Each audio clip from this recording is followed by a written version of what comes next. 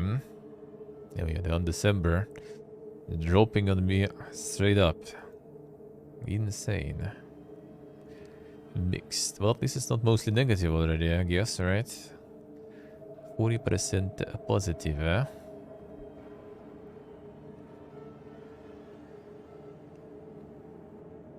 More storage costs money, place to put your mouse costs money, when the respect costs money.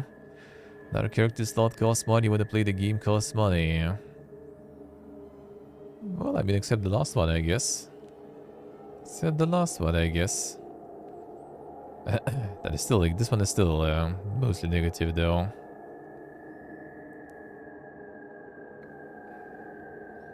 That's how the free-to-play works nowadays, man. Not actually nowadays, I guess pretty much all the time. Pretty much all the time, that's how it was. Respect costing money is weird, yeah. Character slots and stuff is it, that's like... Yeah, I can't say I'm like a huge... I'm a huge fan, obviously, but... Yeah, no. That's just how it is, sadly, with the free-to-play. The game looks nice. Yeah, it was. It felt pretty good to play on demo too.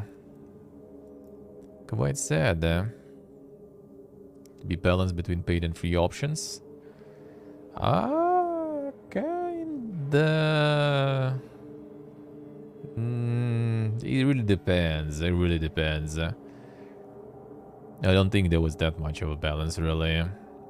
Especially like with all the Korean MMOs and stuff. I remember, and like.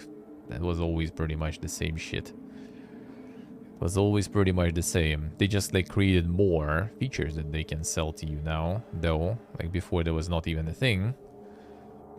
Like usually it was just like premium account, some XP boosts and stuff like this, and done.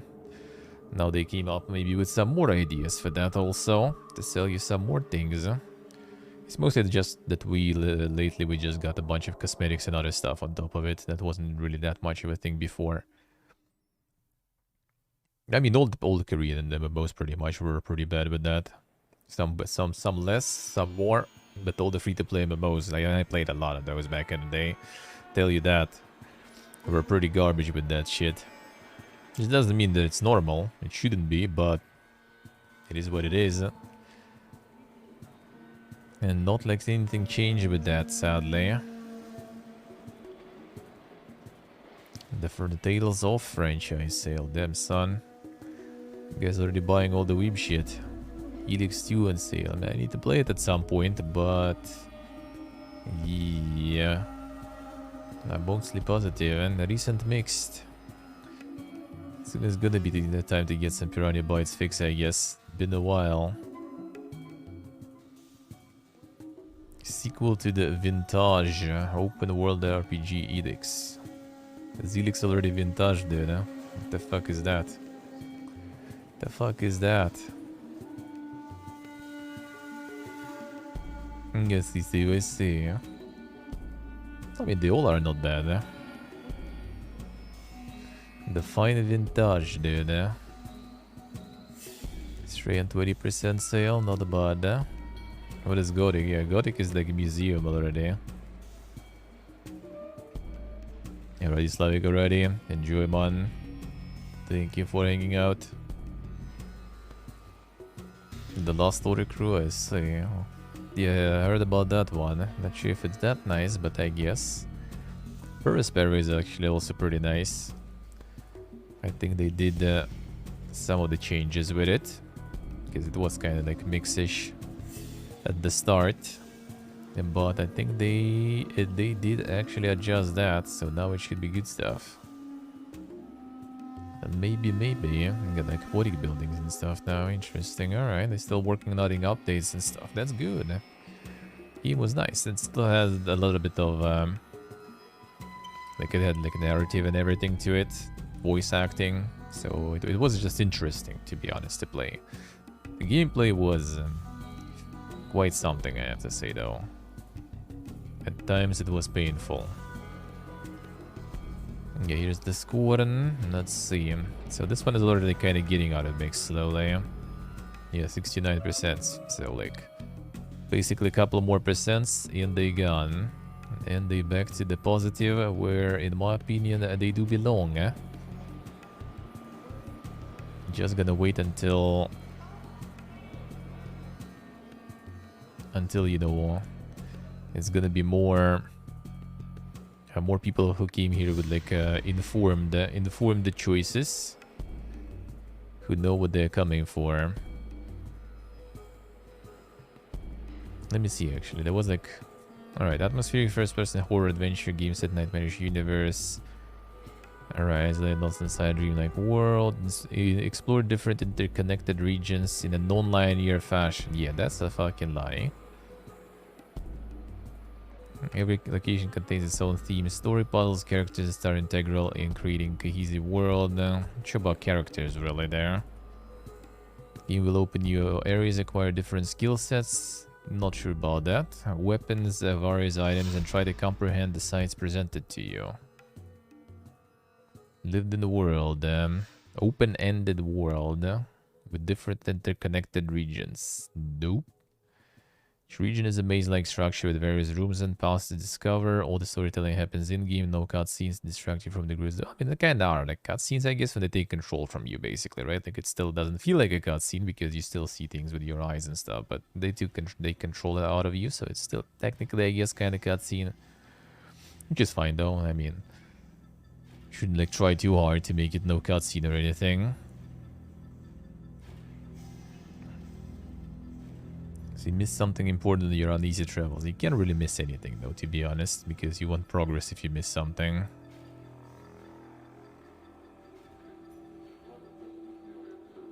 Full body awareness. That actually is a thing. That's good. Inventory and ammo management. Your loadout is defined and limited. Nope. Big role in keeping the player in even a greater state of awareness throughout the whole game. To think about when to fight and when to take cover. Their actions affect the world around them. Yeah, that part about actions affecting the world around it. Nope. Different playstyles will be needed to advance. Not really. Yeah, loadout is the same. Like, yeah, I mean, ammo could be, I guess, kinda a bit of an issue. If you go ham way too much, you would need to try really hard, I guess, to waste all the ammo, though.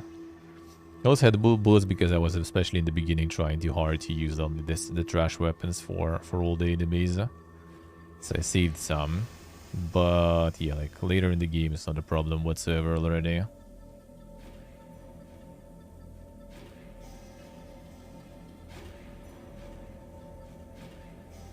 Yeah, they kept the cut stuff in the art book. I mean, they maybe will return some of it. Well, the one thing they cut was just because it was like pretty much the same as already existing area in concept and everything, so they decided not to add it, even though it sounded kind of cool, like the tower one, for example. I got to update the description of 2017. It seems like it is like the old description or something. Like they just think they kept the same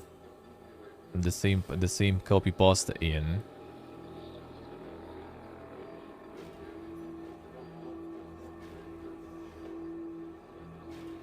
I think this is Doom-like game done by... Don't like walking simulators, convinced the game with puzzles, some enemies and weapons is still a boring walking sim done by... Expect detailed advanced combat system with dodge, easy weapons handling and fast pacing done by... Well, in general, if you expect a good combat system done by, let's put it that way, that'll be easier. Game industry needs more developers willing to create risky and unique games like this one. True. I do agree. But they also need to like word it properly.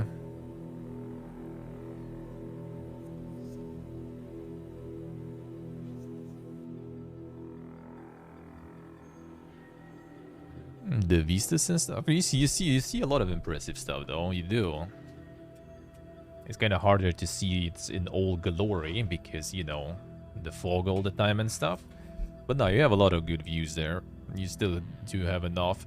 Hey, creatures and animals are like Pipiega though, that I agree. Even though like when you read the art book description, you kinda understand why they look Pipiega. But in game they totally look way worse than in the book. That is true. became risky because of their advertisement. Yeah, that is true. That is true. Like, if they worded everything properly, where's the rest of the game? 6 hours. Then it's going to come in a bit kind of long. Could be worse. I like how he already like wrote the review before even finishing. So he kind of like already like molded out at someone else's gameplay time.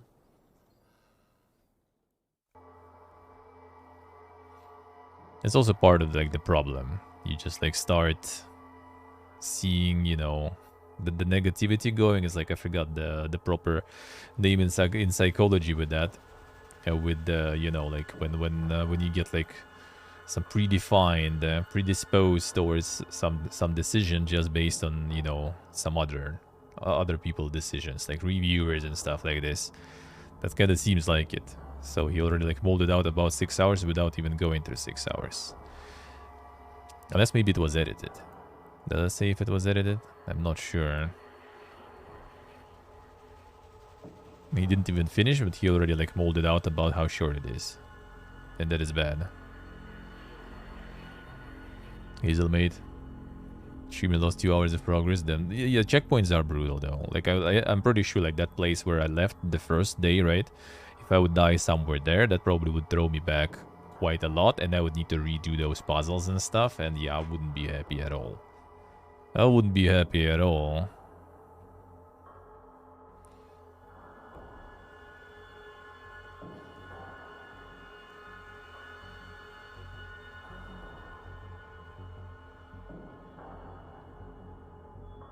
Oh damn, the game has no story, and about environmental story, it doesn't fucking work at all. Works in the Soul series because it actually gives you the breadcrumbs you need to make the story fit together. Oh, I see. Well, I mean, after reading the art book, it actually doesn't really have that much going in terms of story. That's the fun part. I think by not doing like kind of anything in the game itself, they actually like made a good service to the game, because we were like for an hour or something, we were like theory crafting, trying to figure out what it is, and like loading old save files and checking like things, and actually coming up to some sort of conclusions, something interesting, and then you just like read the art book and it's like, well, you know, it's just that's it. Yeah, so like I would say environmental storytelling is there. It's just about, you know, kind of looking for it. Installed for atmospheric horror, uninstalled because of a bad combat system. Combat system is trash though, like, oof.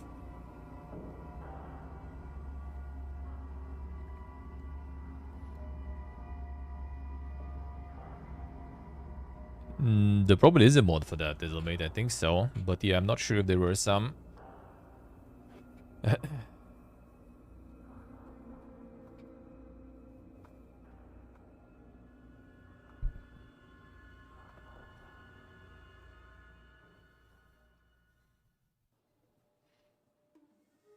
Yes, yeah, that is true. Like in Souls, I didn't really care too much. Now, this one kind of managed to get you curious, I guess, because it's environmental, right? If it will be like you looted something and you need to go and read the description, yeah, I probably wouldn't even.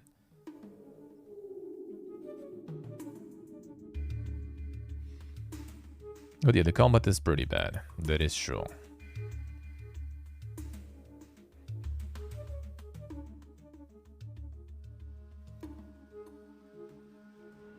A crazy good emote, indeed. Price does not justify the link. Yeah, that criticism I do agree with, though. Price might be a bit too thick, considering like 8 hours, 6 hours. Like if I got 6 hours in, right? Basically, I think maybe even a little bit less, because I got like 3 hours in the first day. I lost a little bit of progress with dying. Not a little bit though, nothing crazy. Like, I don't know, like 20 minutes total maybe. Or maybe like 30 maximum, right?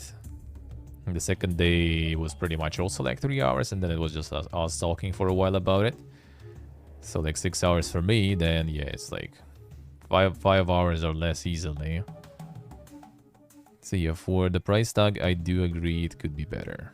Even though in the same time, it's also like So it's a good material, but yeah, for that price tag, no. On Game Pass, though, that is amazing. Hey, for Blue, hello. On Game Pass, this is an amazing offer. Because you already have the Game Pass running for something else. Just, you know, take 5 hours, 6 hours of your time, play through this game without paying anything extra. Beautiful. And the super value.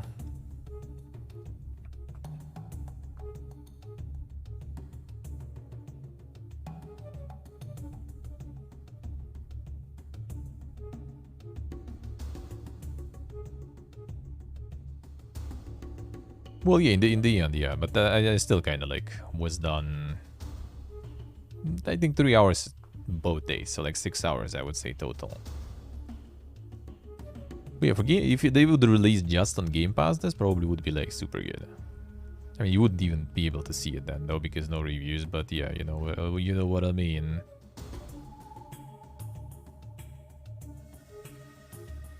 Probably.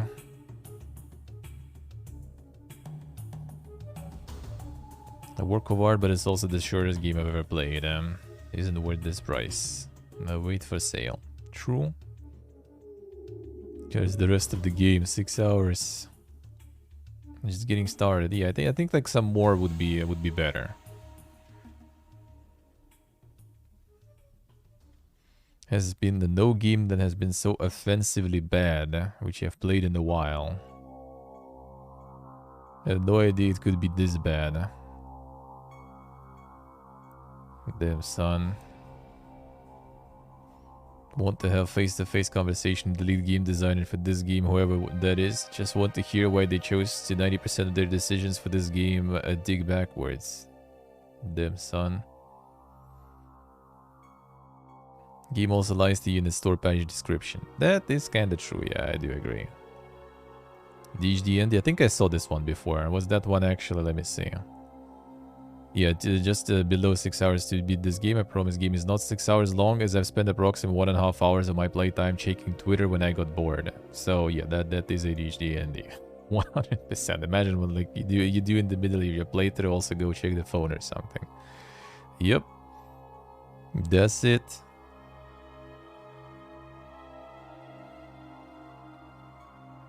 Disappointment.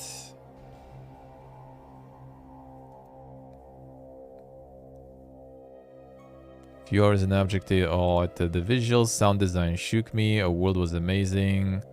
And then it's over. Game has no story. Oh yeah, this one. Okay, I see. Yeah, cool story, bro. Get dramatic with reviews. Yeah, I think like in the first couple of hours you can already see where it is going.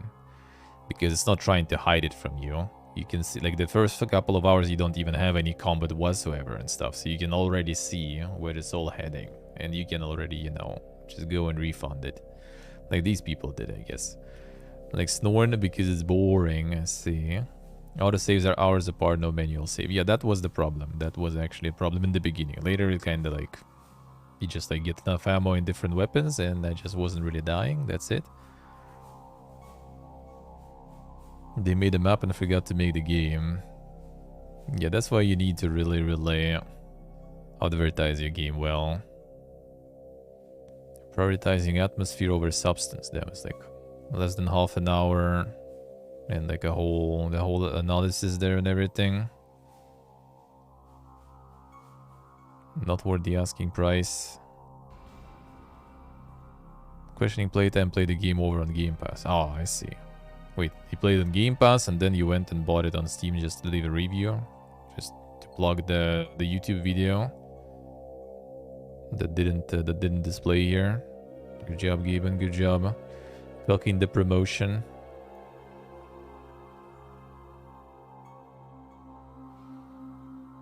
See, the guys say, yeah.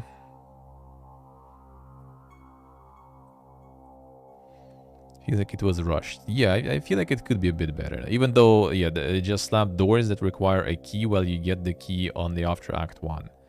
The thing is, you return to that door. Like, that door with the key there is not, you know, because they just, you know, cut the content that way. I mean, they would probably properly cut it, right, then? Not just lock it behind the door. Like, the door is there because you return to the same area in the Act 2. And you open that door because you already have the key. And that's like the part of it. That's what we return to check it properly. And you actually return to the same area. And we were thinking it was all, you know... And it was all, how do you say... connected, basically. Which we started building a bunch of theories on. But apparently, according to the art book, there's nothing really to build. Everything is just like straightforward and simple. Exactly, yeah. Yeah, I think it could be more. It could be better. Like, environmental storytelling was there, but it feels like it wasn't finished whatsoever. Idionesis. Month of Game Pass every time a game you want to try is in the past. Well, you can't get it that often with like $1, sadly, though. But even for $10, like, just to try this, like, you finish this in 5 hours and then you, like, you know... play Plague Tale Innocence or something from like previous releases, you know, that's what I did, right? I got Game Pass, like, I'm not even mad whatsoever. Like, I paid $1 for a month of Game Pass, and out of that month that I still gonna use for a bunch of more stuff, I played for 5 hours of this, got a little bit, you know, artistic experience there, and I'm good. But yeah, like, it could be better. It could be more, because like the thing is, like, the only kind of cool thing, not the cool thing, but the thing that kind of answers our questions about what's happening in the game from the art book is like, why did we were like why we were created even, right? It doesn't explain it. It just says that you are born from that wool there. That's it. So we at least learned that. So they don't reproduce in any other form, right? So what exactly sex does for them, no idea. Well, I mean, they explain it kinda, that it's there to contrast with death, you know, so it's like always sex and death together, like some Freudian stuff there. But no substantial meaning. Like, why would they, you know, have sex if they don't reproduce that way, for example? A clever dialogue. Yes, I could, yeah, true. It would be better. It would be better with some more. It would be. A little more. I still was kind of fine because, again, Game Pass. Like, I was, like, that's why I like Game Pass and why I like buying games on sales and stuff way later, because you kind of, like, less picky because of the price. It just kind of, like, makes your experiences better. A little bit. Even, like, a negative reviews you can see, like, you know, world is beautiful, everything's cool, but man, it's, like, boring and stuff. So they just, like, got a bunch of people on board that weren't their target audience, by the way, whatsoever. So, and that's the problem.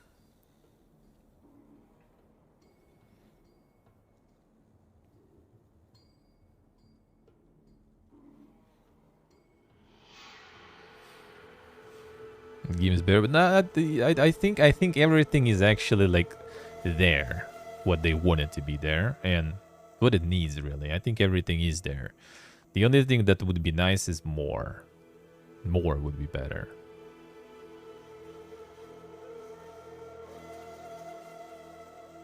The game is disappointing with the final act. It feels like a drag. I kind of feel differently. I feel like the middle was a bit of a dragging one with the shit combat before you get all the guns, and the last act was actually kind of interesting for me personally.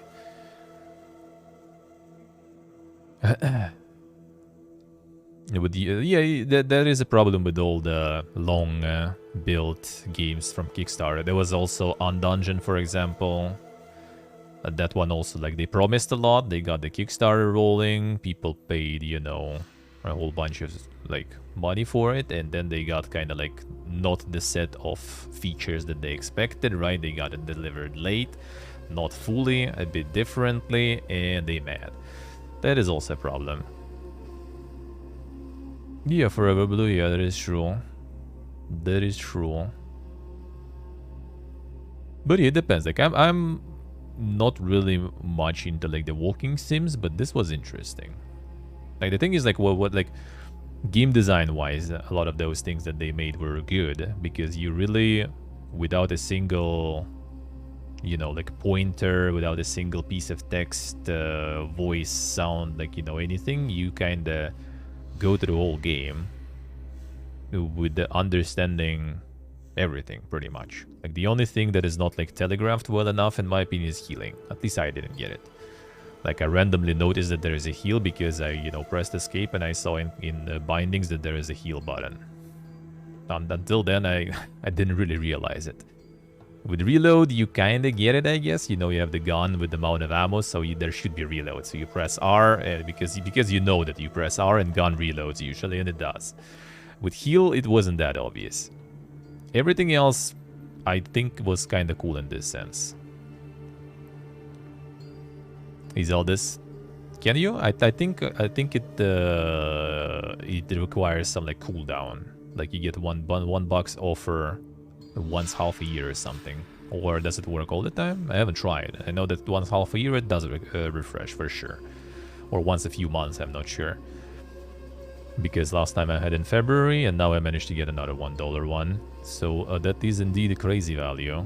If you can do it all the time, that would be even better.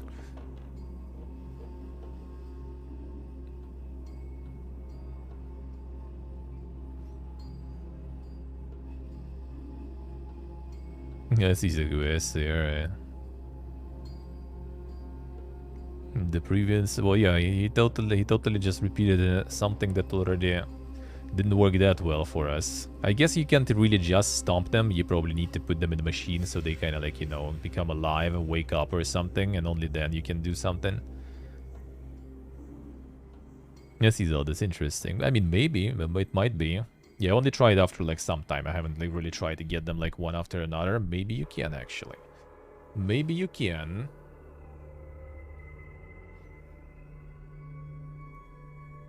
Maybe you can.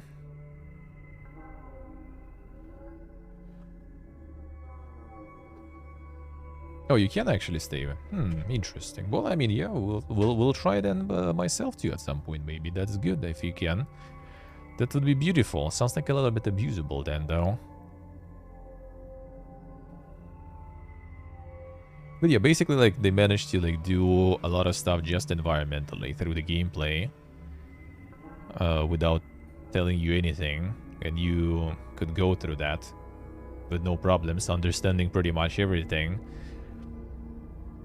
They got some, like, cool, like, what are, like, the... Like not the storytelling too, obviously, but like this, like the body interface was really nice thing. Like the stuff where you actually, you know, can visually see the HP, you know, like the amount of charges on the weapon and healing and stuff like this, right? Like your inventory, basically. You could just like look down and see, you know, all that stuff there and everything. Like a lot of those things I really liked and enjoyed. That was really nice. So yeah, like no UI, you have nothing like telling you what to do, where to go and stuff, and you still understand everything. And that is kind of cool, I would say. That is kind of cool, I would say. Yeah, the puzzles pretty much all of the puzzles were kind of like easy to understand also without, you know, doing or reading anything. So I do like it. I do like it. I don't think it was like really bare bones. Combat system was garbage though. I think mostly because they just like had all those cool guns and stuff, all the cool interactions with the guns, so they just wanted to put them in the game, even though they were kind of shit. So they got them in just to get all those cool thingies going on, all those cool concepts working, and without polishing them too much, sadly. It gets better closer to the end game though. Like when you get more weapons and stuff, when the ammo already, you can know approximately, like, you know, the situation with the ammo, that you're probably gonna be kind of fine with wasting that ammo, because I think you kind of are. You already kind of like relax a bit and everything becomes fine.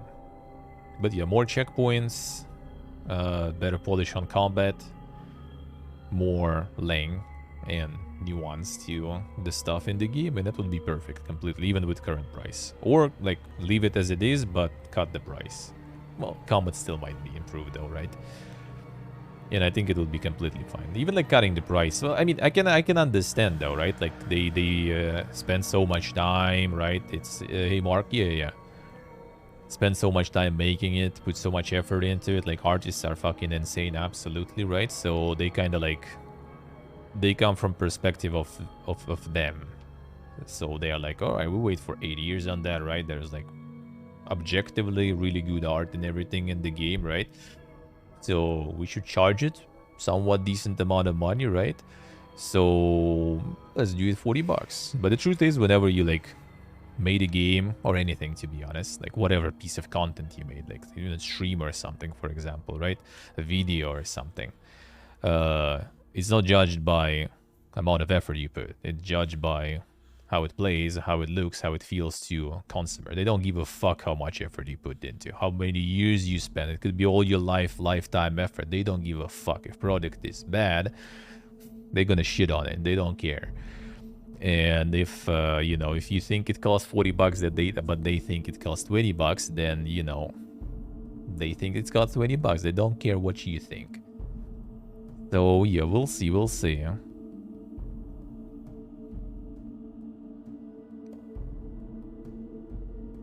You like it, Mark? Nice. Yeah, I enjoyed my playthrough. It was good. I thankfully haven't paid 40 bucks for that. I paid only $1 to Game Pass, so for me that was good. That was solid there. The sad part, it was not that much, and the sad part is we didn't get like any foundation and reinforcement for our theories about what it is about. Like because like literally after finishing for like an hour or two, we were just like sitting here discussing and trying to figure out what it was exactly all about, returning to some points in the game with saves and checking them. And we kind of like got some ideas and stuff going on, and then I just like reading the art book, and yeah, looks like it was all pointless anyway. So it's basically you just like born from the wall, then you kind of go through this path towards your ascension, and the parasite is just there to be a parasite, to just consume you and use you, basically. That's it.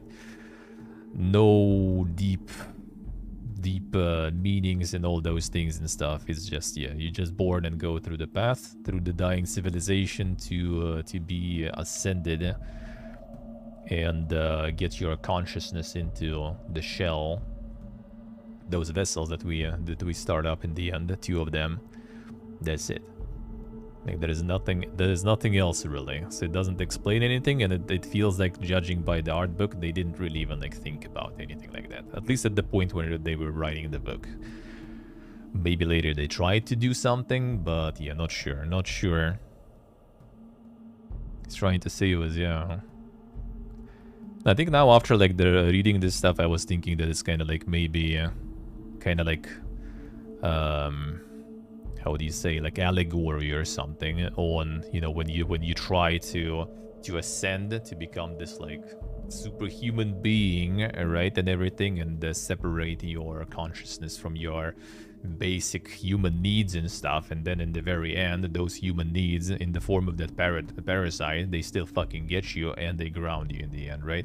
And you can't reach that heaven right there just because your basic human meaty needs bog you down or something. Maybe that's another, you know, kind of like way to try to spin that around.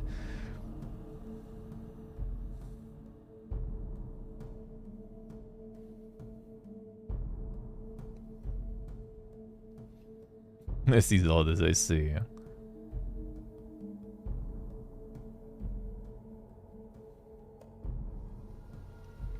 Yeah, the imagery and design and stuff was good. Like in general, it was outside of combat and shitty checkpoints, it was enjoyable to play through. And in the end, like even the combat and shitty checkpoints weren't really a problem anymore. I even like liked the boss fight, like mechanics wise, even though it was kind of dragged. Like you need to wait for a while for those mechanics to kick in, so you can do that, and then you need to repeat it also like quite a lot of times. So it did kind of felt a little bit draggy, but it was at least interesting. Like the boss fight was actually kind of cool, in my opinion.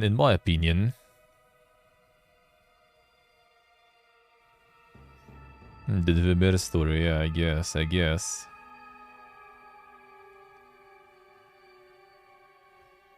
But that's the thing also, the character didn't even want to get his dick wet, because they don't even like get reproduced that way. So I'm not sure why all, like, I think even like all the all the banging stuff they added in the end just to add to like this like shocking factor of the game and to increase this like the levels of like the Giger inspiration. Because even in the art book, like one of the murals that they have with like the couple banging in the art book, they just like standing there kind of like kissing or something. Like it wasn't even that dank, I guess, on the level of the concept sort of. Some of the things you see there though, like, but not that much. In the game you see way more of that. Like in the game, because it doesn't tell you if, anything is a fair point. I mean, nah, I kind of don't really think so. Like, on the one hand, like, you can't really say that, well, it's just because, you know, like, tipping my fedora, like, it's just because you didn't understand, your IQ is too low to understand this deep, intricate story of this game. Like, that's kind of, like, also not really right. That's not the way to do it, really, because, you know, no one really understood that, even the authors themselves, I feel like. But I think, like, the legit, the very valid things about it is mostly the lane, the price, especially considering the lane, combat, and the checkpoints. Yeah, I can see those for sure. Other stuff is already kind of subjective. Like, no story. Well, I don't know. It was for us. Like, I was like looking into everything and stuff, and as I said, like for an hour or two, we were sitting here, and everyone had their own theories, and we were just discussing it and trying to kind of figure it out, returning to some save points, right, and seeing things there and trying to understand. And in my opinion, I mean, that's the story. That's even better than the story, because it creates, you know, like the discussion points and everything. You have some conversations about it. It's interesting. That's good already. As a standalone purchase for $40, it is too much. Yeah, I would say so. Like $40 for us would be probably like 1,500, and yeah, that would be a bit too much for that amount of game. Because as I said, no matter how great, you know, the effort you put in is, it's still, you know, priced based on like kind of the average line. That my viewpoint as a streamer. Well, I mean, yeah, sure, like, if you played it alone, you wouldn't have someone to discuss it with, but you still would have that in your head, you know? It doesn't mean that, you know, like, I mean, it makes you think. Like, for me, it made me think with others together. If you play it alone, it will make it you think personally. I mean, that stuff about Parasite, I came up later myself already when I was, like, reading this, I mean, I went and got my hands on the concept art book, right? And I read through the concept art book, which, I mean, it's not huge, it's mostly pictures, right? But it's still, like, I went out of my way to do that, to try to get into it, you know, to understand that. That's good. When things make you think, that's really good. That, in my opinion, should be appreciated.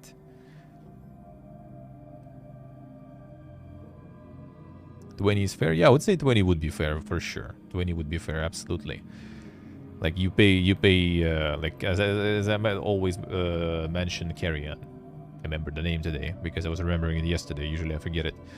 It was like, what, 3 hours game or something? Maybe 4 hours game or some shit for $20. And some people also were already upset by the length, but it was as upsetting, so it didn't thank the reviews for it. But, I mean, yeah, kind of the same stuff here, I would say.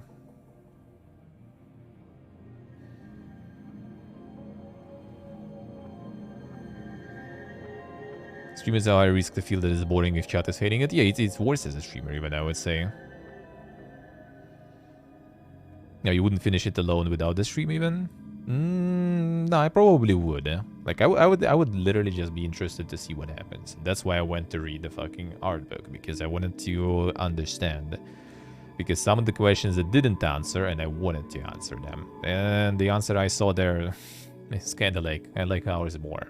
But actually, that part we still didn't get why, in my opinion. We didn't get like some sort of like solid reason why first protagonist was created and why the second protagonist was created. Art book just says that, you know, like those entities, beings, they're just being born all the time from that wall. So we just somehow ended up being one of the guys, or two of the guys, I guess, in quite a long time who actually somewhat made it without dying and stuff. Alright. Hey, Mask, hello. Stream interaction pushes people. Well, I think, like, for me, like, it's different for everyone. Like, those who watch, they focus less on playing, they focus more on observing and thinking about it. That's why, for example, quite often happens that, you know, like, oh, streamer is blind, they don't notice that stuff. And when you play, you kind of like, you might be focused on some completely different thing, but when you watch, you can, like, you know, you can notice way more because you kind of like, you don't need to control that stuff, you don't need to look at the chat, right? You just like look at the what's happening and you can like process information way better because you have more like processing time of your CPU dedicated to that process, right? So you kind of like, when you watch something like this, you can spend more processing power on figuring out stuff, for example. So you kind of like, when I play and I still like pay attention to like the gameplay and stuff, you already kind of like think, why the fuck is that thing like this? And then you start also talking in chat about it, right? With each other and with me. And I also get into that process too. And it's just kind of like, it makes it more interesting for everyone involved. It still would be like, I still would probably like have a lot of questions about it even after playing it myself. But in chat, it obviously just like, you know, like mutually increases it from both sides, no? Yeah, it's quite a clever name.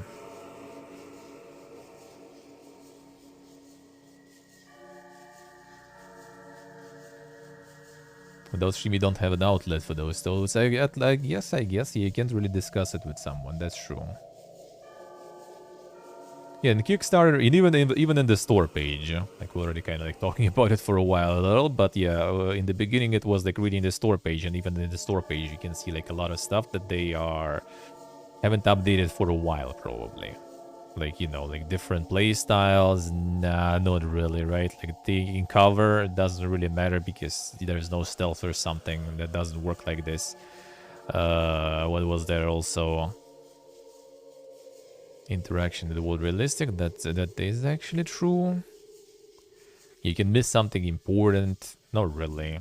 Like, you just don't progress if you can't really miss anything. It's linear as fuck. Yeah, various room spans to discover, open-ended world with different interconnected regions. Oh shit, clever. Thank you, man. Thank you, sir. Appreciate a lot. Appreciate it. Thank you.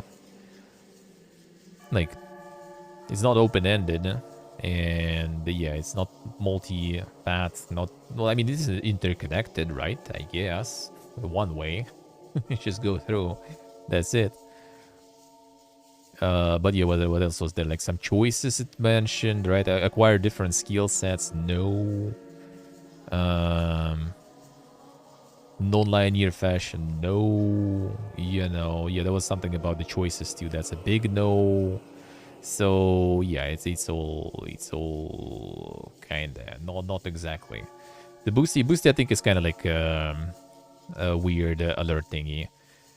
Like I think if you pick that your donor contributes towards the goal for the October, it just like has like a different alert message and it's like the wrong one. Because Boosty is the subscription service that this company runs, kind of like alternative Patreon that you can use, which I could use, but I'd rather use like the donor alert system, right? If I'll do like more YouTube or something at some point, maybe I will switch to that, especially now that Twitch is not doing anything for us anyway. Have to remove like 80% of Steam page. Yeah, they really needed to like aim for like the right audience here. Like people will say that it's like walking simulator, you know, with the atmosphere, with like some minimal combat and stuff like this. That would be already way better. It still would be probably kind of like a bit of a flop in a way that a lot of people still were like hyped about it after all the gameplay, like after all the trailers and stuff, right? Like a lot of hype around it, a lot of streamers were hyped for it. So it will still get like a lot of people who have no idea what is this all about and who wouldn't read the Steam description anyway, right? They're gonna go and play it and be disappointed. But now they also, I think, still need to kind of fix it, I would say.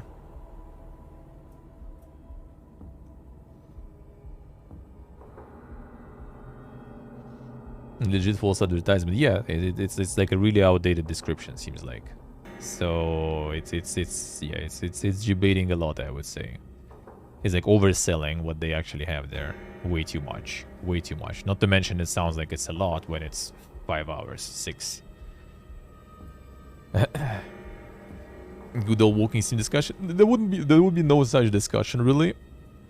Some people find it boring, some people don't, right?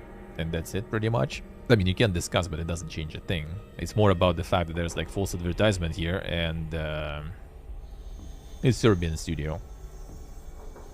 And the fact that it's like a bit too short. Not even a bit. For the price, it's quite, I would say, short.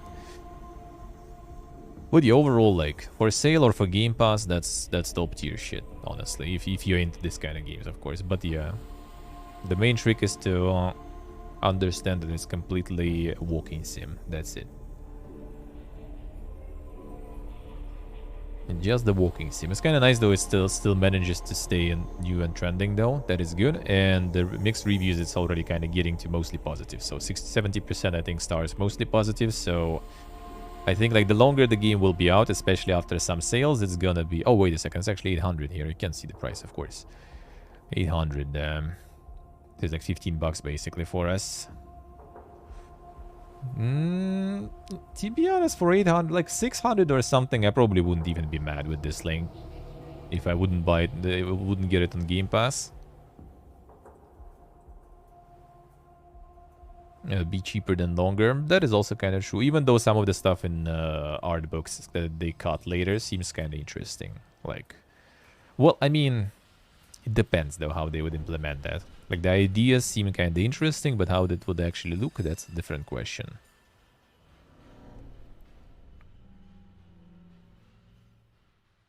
And more time and atmosphere, new concepts? Yeah, hopefully. I mean, I wouldn't even say it was like some super new concepts. It was just like, well, artistically, it's super good. Like if you read the art book, what they try to also like achieve with all these things here, that's kind of cool. I do think that is really cool. Like artistically and atmospherically, that is really nice. Gameplay wise, I don't think it was like super innovative, but it was like they just had balls to do it that way. Let's put it that way, you know, which not a lot of companies do. And it worked. Some of the, like, as I said, like you play without a single like tooltip text or something, and you still kind of understand what you're doing through all the game, and you understand where to go when you have no goals or something, right? You kind of get what you where you're heading and everything, even though you don't know why, and you still will not know really, and no one will. Maybe devs don't even know, but at least it also raises the question why, and you can actually kind of comprehend that question. But it depends though. It depends on the person really. Like it kind of might sound that it's some sort of like, you know, revelation, I guess. But yeah, it all really still depends on the person. And on the mood, I guess, too.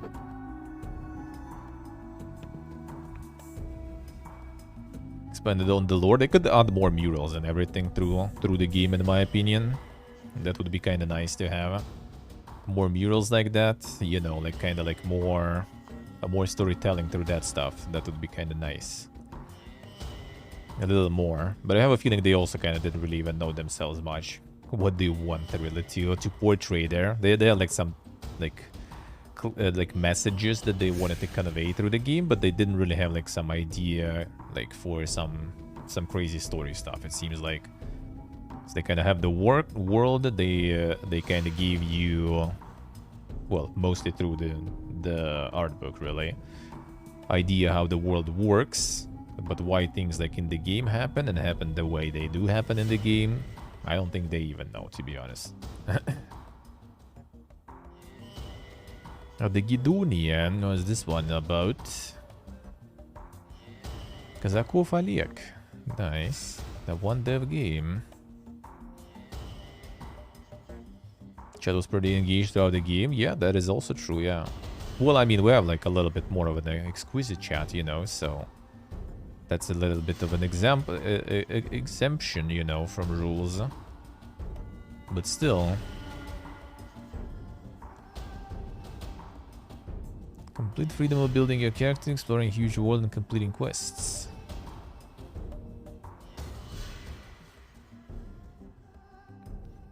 Little balconies, yeah. Artistically, that shit was like top tier for sure, 100%. So it is actually like the super open world here, I guess.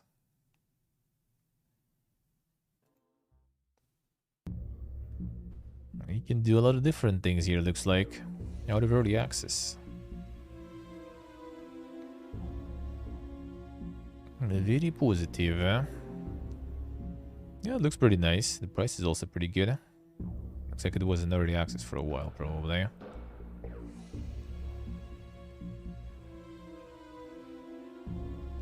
Probably for a while.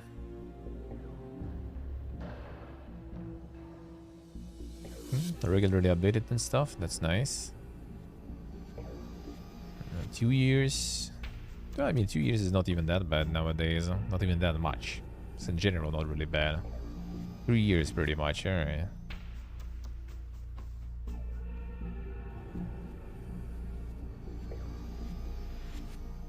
Let's see. Seems quite good, eh? Still prologue. I think it's like a prologue of something that is already out. Yeah, I think so. Out for some time too. That's like second or something time. I see that. That's kind of something, you know, interesting to note. When they do like the demo, or not the demo even, but like the prologue of something that is already out, like quite later. And that actually like benefits the main game quite a lot. The Clash game, or what was the name? What was the name of that one? I checked the Steam page, but I haven't played it or anything. What you mentioned last time.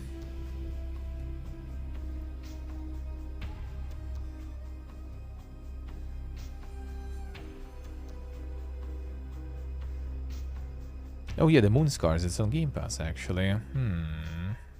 We'll see.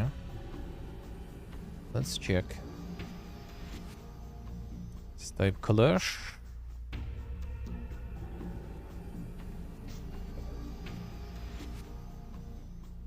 No, the artifacts of chaos.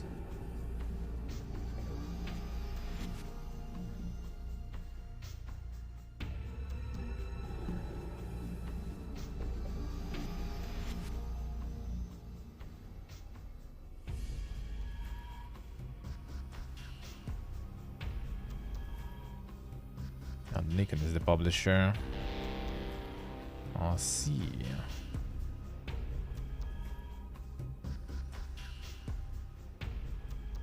The punk fantasy setting. Oh yeah, I remember something. That was on the Naked Connect, I guess they showed or something.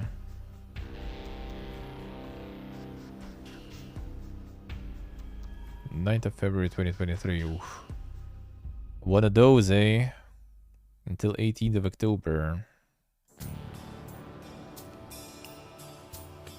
It'd be nice for Friday, but yeah, I guess it will be already over until the Friday though. That's the problem.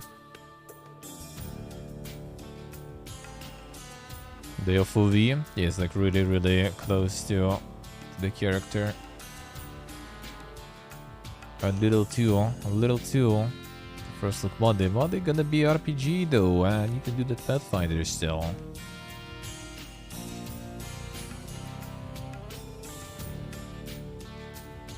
And that does look nice. Online PvP and online co-op even.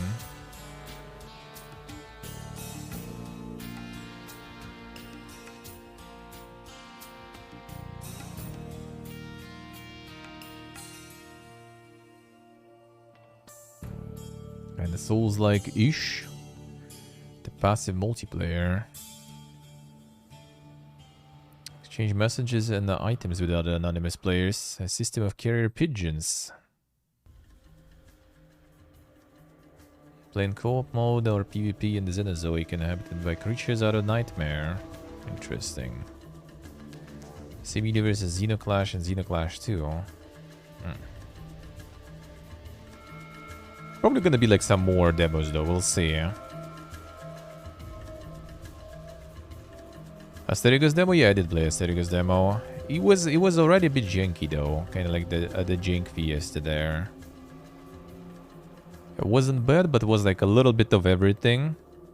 And then yeah, then it was a little jank.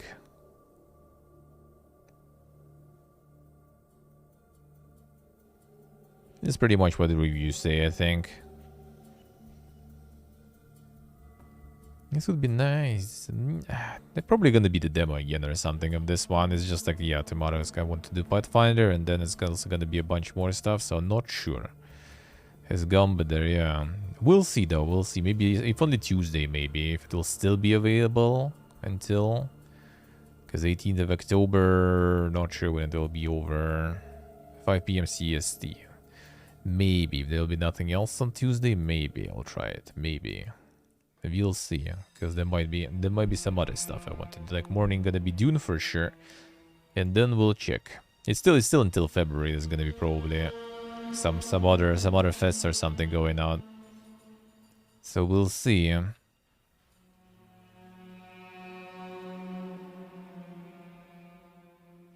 Asterigos actually went mostly positive too now. That's nice. That's actually pretty good. Yeah, it felt a little janky though, like some of the things. I'm not sure if release version fixed some of that. But I mean, overall was quite fun though. Default controls horrendous. Oh yeah, no key binding changes and stuff. I guess they fixed that. That's what also like kinda improved the experience.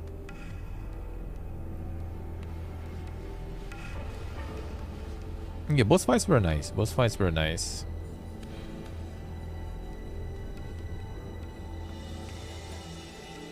Ability is nice to do a Ducat. Yep, that was nice. Controller keyboard rebinding. Yeah, I have a feeling they probably fixed that.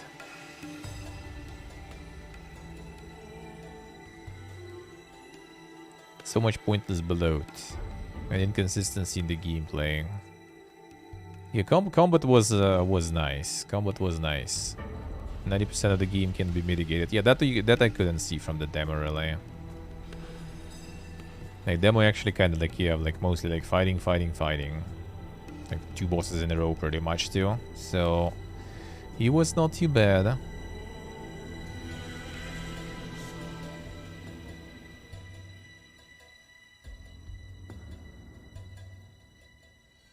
There's a bunch of exposition there too also with like the lore and everything. Which might be not a bad thing though. Hey Pony.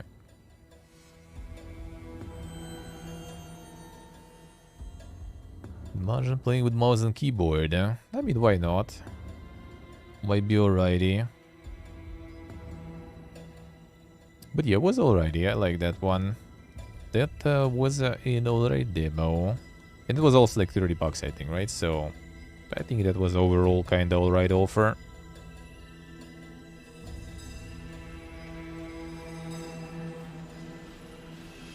Some horror.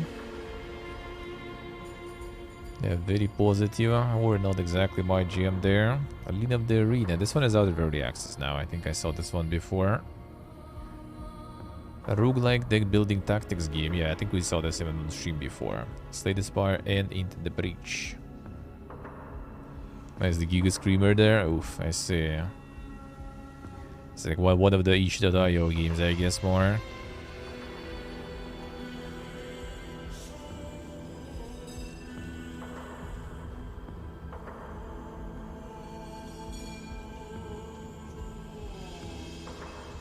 I see.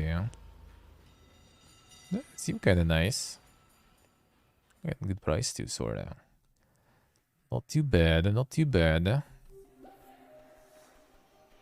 Genius Artist Simulator. Immersive Sim FPS, damn son. Eternal Cylinder Steam release. This one is out on Epic for a while already. For a year, I guess, probably. Anniversary update. This one looks way too dank, in a good way. as the reviews are not actually like very good. Not my cup of tea. A worst optimized game of all times. That's a bit oof. Nudity, sexual content. Monka S.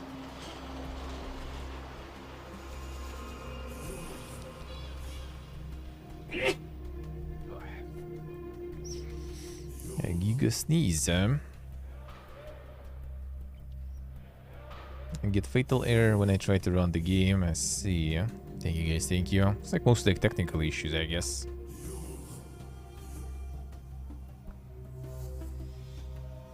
Should know that the game being on sale from release meant that they hadn't got it to work great for PC by the release date. Oh, this guy doesn't know.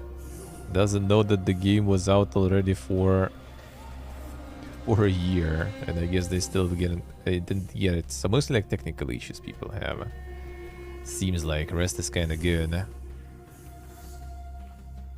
Rest is kind of good. Like Cultic Chapter 1 is out. Cultic demo was really nice. Damn, 99% positive.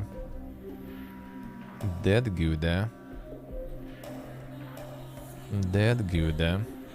Demo was very good. So this is the ace team. Yeah, another dankness there. True. The ace team.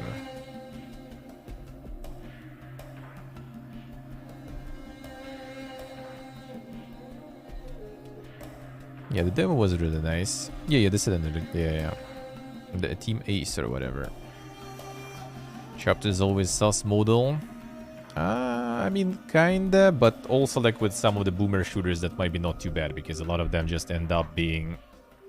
Well, I mean, in my opinion, it's better to have like one fully complete, full-fledged chapter than getting it out in early access for like waiting for chapter 2 for 5 years, or kind of having sorta full game in early access for 5 years. That would get like a fully complete chapter and be done with it, sorta, right? And then return to it whenever it's out, and then having like half-arsed shit. So it might be not too bad. It's not too bad. Because yeah, a lot of those boomer shooters, they take a while. Like look at the it even like showed it as a similar one. Where was it? Yeah, the Graven. More from 3D Realms. That's the example actually of no chapters. But it's still kind of chapters because it's in early access for like 1.5 years and not in a good state too.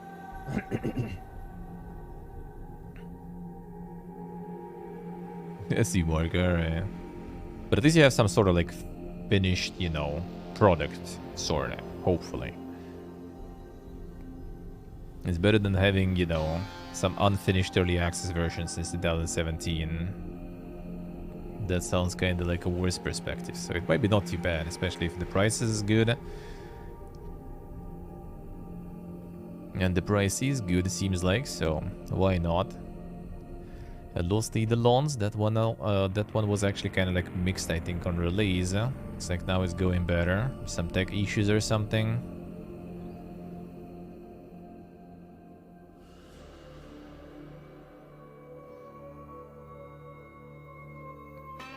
But seems like it's good, eh? Everything lost, yeah.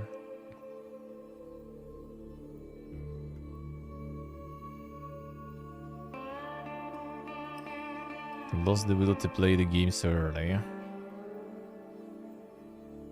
Really bad things, alright.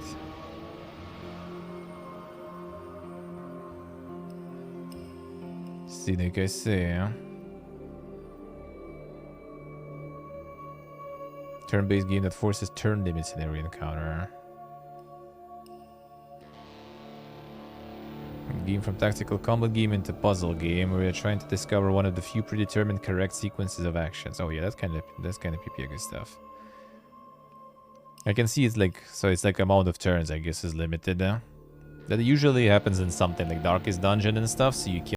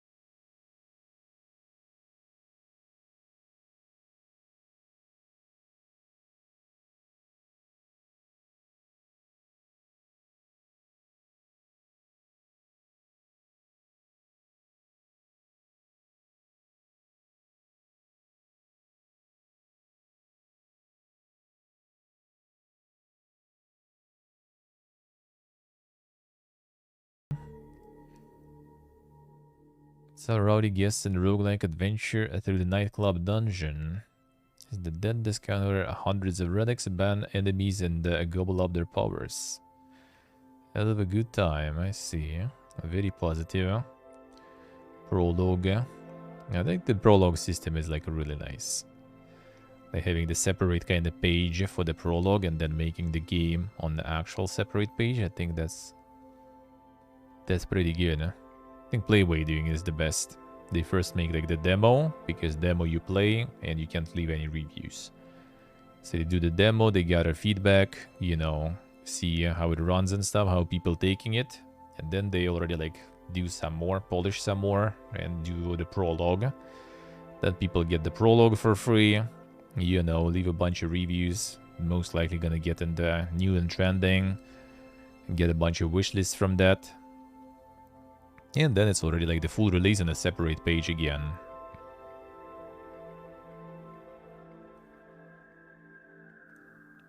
Prologue or demo. Alright. Seems alrighty. Seems alrighty. Snow Runner top sales, them son. Yeah, Scorn actually do be going quite. Like, the guy's gonna farm, man. The guy's gonna farm. I hope they use it to, you know, to improve the experience a bit. And add some more to it, maybe. Because they probably gonna get a bunch from this. And that's like the Steam version. There's also Game Pass and everything. Because I think GOG Epic Store also, so... they're gonna sell a lot.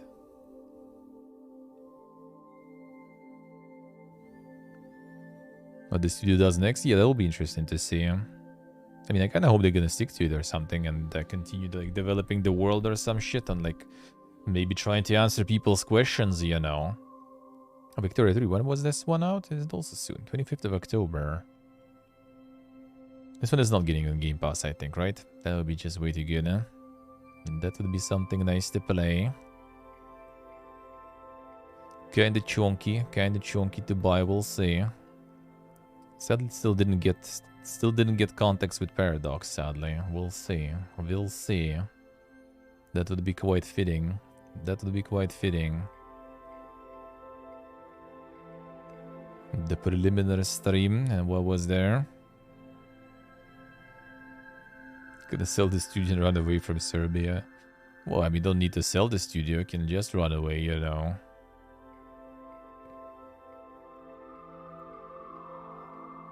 Definitely them, I say. How could you? Novaland's Emilia's mission. Farming sim, adventure, casual strategy. Behemoth. And the Hype Train Digital Publishing. That's not the smallest one. Prologue chapter of the main game, Novalands.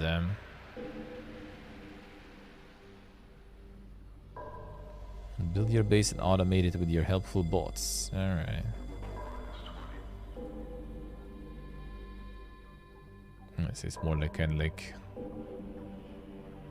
more like a Factorio rather than Stardew, I have a feeling. Boar's eating sticks though. What is this? 17th of October. There's gonna be a prologue. Alright, that might actually be something for this Friday or some shit. Why not? Maybe. Maybe.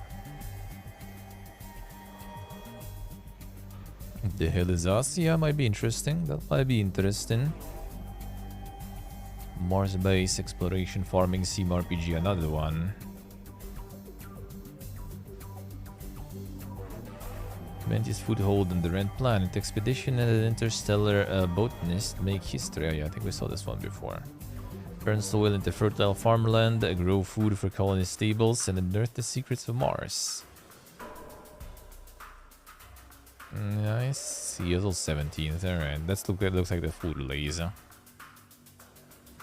Shadow Government Simulator. Oh, this one is gonna be out soon too. 17th of October also. Damn son. Playway. Chupacabra Game Studios. Damn son, one and only.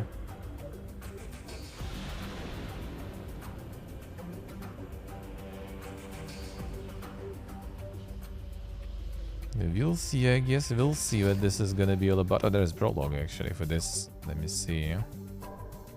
What was that? Prologue. Prologue says very positive. Alright. That's a good sign. We'll see how that will go. Oceanomics.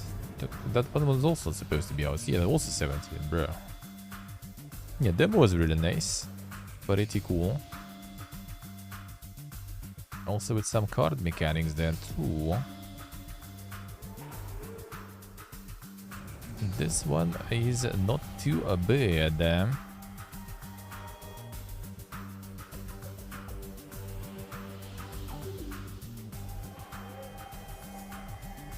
It was a pretty funny one, pretty funny. A little bit of a card action there. Like it for the rival mummy, I see. Cult of Babel. A roguelite overpowered wizard simulator and dungeon crawler. That's how you call like the sort of Vampire Survivors like nowadays already. I guess they still didn't get any genre for those, so everyone is going as dink as they can with the genre. With the genre name. Basically, it's a new genre now. Yeah, pretty much. There's a lot of games in that genre too nowadays already. Yeah, they're successful, like pretty much all of them too. Like 20 Minutes Till Dawn, actually, I have like one.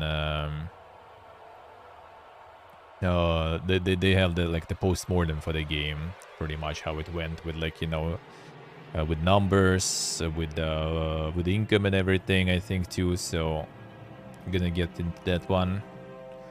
Gonna get into reading that. Thinking about like making like some other thing on some other day, probably separately, because like there's a lot of like long reads that are kind of interesting to read. For me personally and in general, I think would be interesting, like more in-depth game dev perspective and stuff, and like game like marketing and stuff perspective, I guess. But they're long, and for Sunday there's already usually a lot of stuff going on, so we'll see. Maybe I'll like pick some other day or something also for that, so we can read some 5-head stuff on the game dev shit, maybe.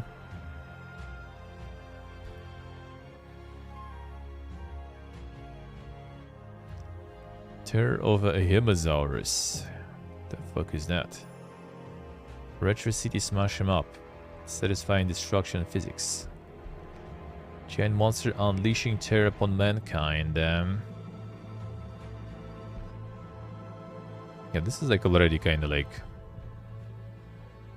you lost like half of people already on this.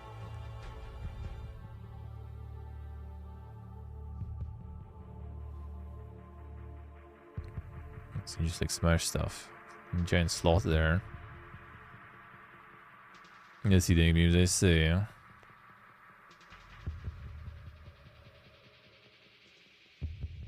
Yeah, I read this cock sloth, man.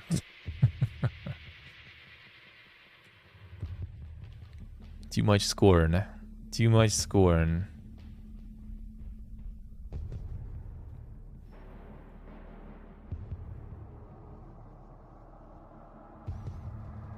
And the cock sloth would be quite the monster, not gonna lie.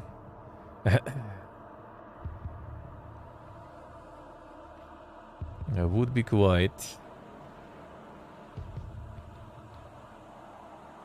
The Nitro Kid and Deck Builder. What the fuck? Damn son. Doctor Disrespect Deck Builder. Neo 80s synthwave roguelike deck builder. Damn son. Well, that was supposed to be happening one day, right? Tiny. Oh, I think we saw this one, the announcement of this one or something. I remember. He hit the card combos. Yeah, it might be kind of interesting. At least it's an interesting stylistically.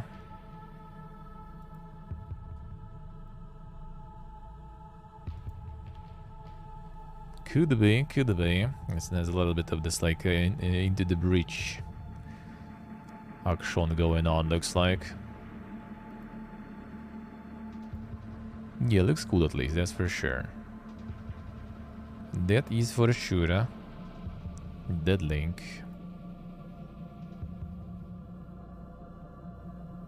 Super shooter. Guns blazing cyberpunk FPS with roguelite elements.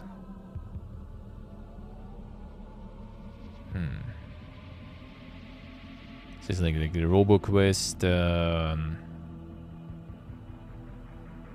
Visible Ink. No, I actually have it.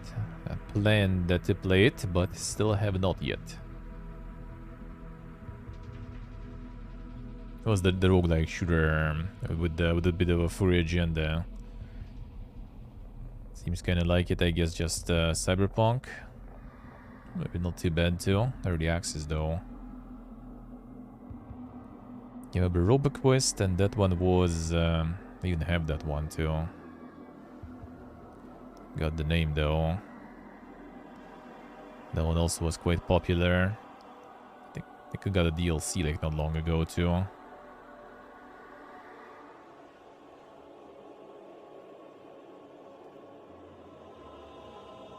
Lake Tail Requiem. Yeah, the Gunfire Reborn. Yeah, true. True. The Mile High Taxi. It's actually like Taxi Simulator. The Fifth Element meets Crazy Taxi. Huh.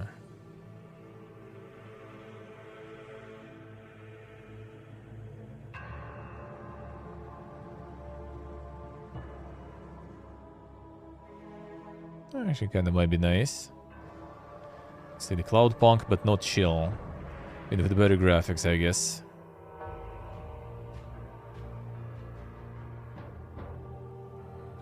Interesting. Not exactly my jam, but looks nice. Looks kind of nice. Alright, all the sales. Yeah, here's the Cloud Punks too, actually. And the Little Nightmares too. Alright, let's see any hidden gems there. Road to Vostok. Hardcore single-player survival game set in a post-apocalyptic border zone between Finland and Russia. Survive a loot a planet, prepare your way across the border zone, and enter the Vostok. If anything, if there is Russian game devs, they will try to make their own Stalker or something that feels like it. I don't blame them. I would probably too. That's in our blood. To suffer and survive. Pretty much. Pretty much. Post-apocalyptic survival FPS. And that's kind of the environments we also like. Well, we don't like them, but, you know, we have them. So that's pretty much it, I guess. You're just trying to share the pain with the rest of the world. Well, sometimes, unfortunately, some people decide to share it way too literally, and we get what we have now. 0-0, it was really nice. I played the demo. 22nd of November, early access. Alright. That might be kind of nice. And that again is, you know, a little bit of a Stalker. And just with this perspective. That one was good, huh? I think demo was like super popular too. The car desert rally mixed. Unlucky. Not really much of a racist myself, so the racing games are not my jam. Oh, the Scar ritual. The Beta Scar. Spin-off. Solo or up to 4 people. I see. Exodus is a nice modern Stalker. It has like a little bit different vibe, but I guess in a way, kinda. Like it does hit the post-apocalyptic stuff for sure, but it's still like a little different, like old Metro games compared to like this like Stalker survival stuff. Because you kind of need those, you know, like open areas, all this like environment there. I mean, it kind of does hit it a bit.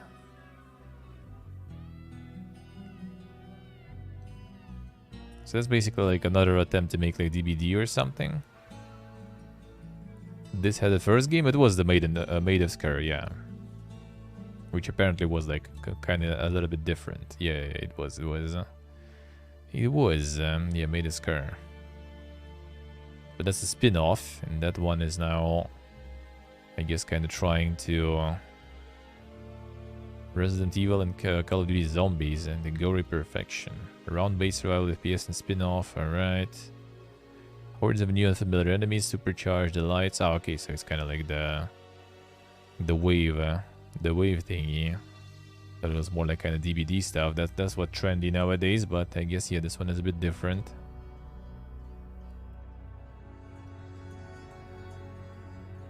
Horde. CSL stuck in the middle of an ever-growing virus epidemic. Bruh. Can see myself easily in that.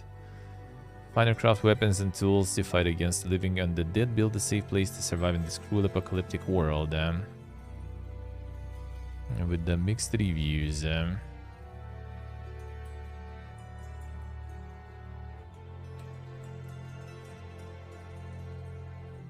it doesn't look that bad though.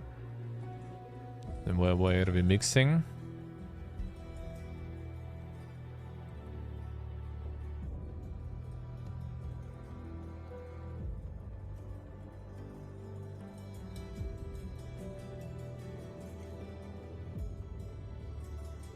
Oh, that was like the fake review stuff again. Do find another one. Same crap on Steam 1,000 times before. Low poly zombies assets made into survival game. That same low poly asset kits from Polygon and who makes asset kits for both Unreal and Unity.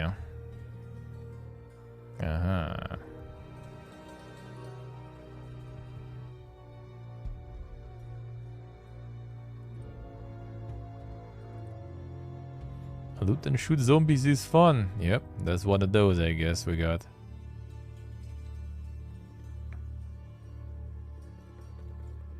With the saucy reviews. The game's idea, there's a lot that needs fixed. Yeah, the Google Translate reviews, there they come. It's always fun with those. This is the one again. Oh, this one only with one game yet. Ah. Oh, come on, man. Thought we'll get some sussy stuff. Another chain of asset flips there. Got the roadmap even. Damn, son. And maybe it's not even that bad. Not even that sus. Yeah, like the chains of those. And yeah, this one actually even costs a bunch. So I think that maybe someone actually did some asset fiesta, but you know, they at least tried. Because sometimes you can find the whole like chains of like the networks of those asset flip games. But yeah, there is a bunch of well, not all of these at least are fake though, so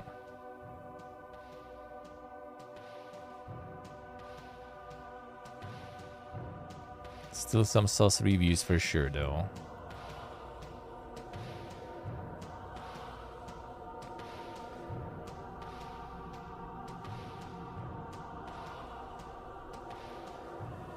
Some of them are not that crazy saucy though, interesting. It's kind of like a balanced one. But still some saucy reviews for sure though. A bus world. Came about passenger transportations in various conditions, starting from standard days of a bus driver and ending with rescuing people who suffer from disasters. Oh damn, that one. The good old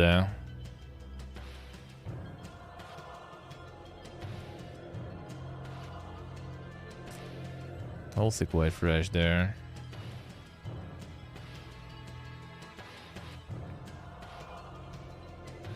The absolute gem. Playing with the wheel even already there, son. Actual interesting missions.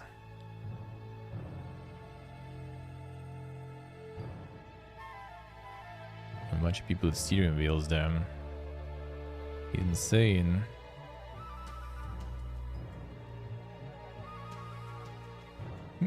Actually looking not too bad.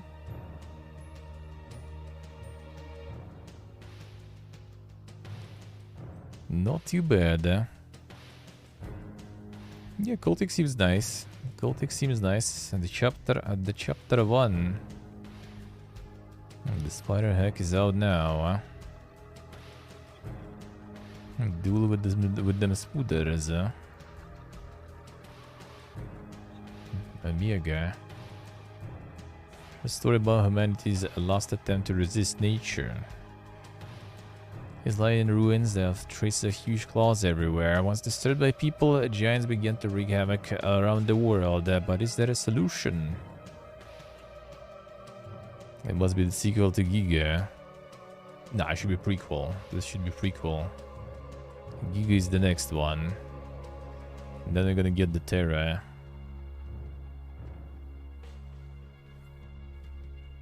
And run from Big Monster the game, I see. Super short game, alright. Completed in 45 minutes, which was a bummer for $5. The Kilo prequel, yeah. Slender the 8 pages clone. Without the sense of dread, alright. Gotta run from Big Monster, I see. Stock 2061, saw this one last time. That's pretty good, huh? Like looks nice aesthetically, but yeah, the type of game is not exactly my jam. A lot of reviews though, actually. Good ones, but not a lot. So that will be a little bit more popular. Looks like pleasing on the eyes, but the genre is not my jam really. The only genre you'll never touch? Kinda, I guess, yeah. Oh yeah, the weird RPG, that I remember, that we also saw before. This one is actually farming though. Very positive, 93%, 824 reviews. Damn son. It's like the Chinese RPG. That is indeed quite weird. But in a good way. And this one seems farming. Nice. Seems like it is farming. That's good. I like their prices too for our region especially. Feels good, man. Very nice. Hyper Demon. FPS like no other. A Peril of Lightning. A Dream from the Future. A Drop of Poison. A Swan Song. And the faster you slay demons, the harder the game and the higher you score. There is an end. Will it see you? Damn son. Spectacle Fighter tag. This guy like dead daggers or something in a way, I guess. Oh, that seems way to dink.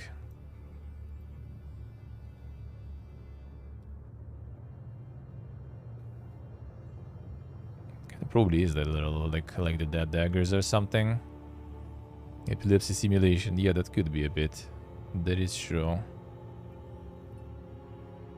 Especially like when I like kind of like move the eyes a little bit with the OBS preview, it's just like, what the fuck is happening there? When you not focus on it, but it's like in the corner of the eye, it looks even more dank. There's just a whole bunch of flashy stuff when you're not focused on it.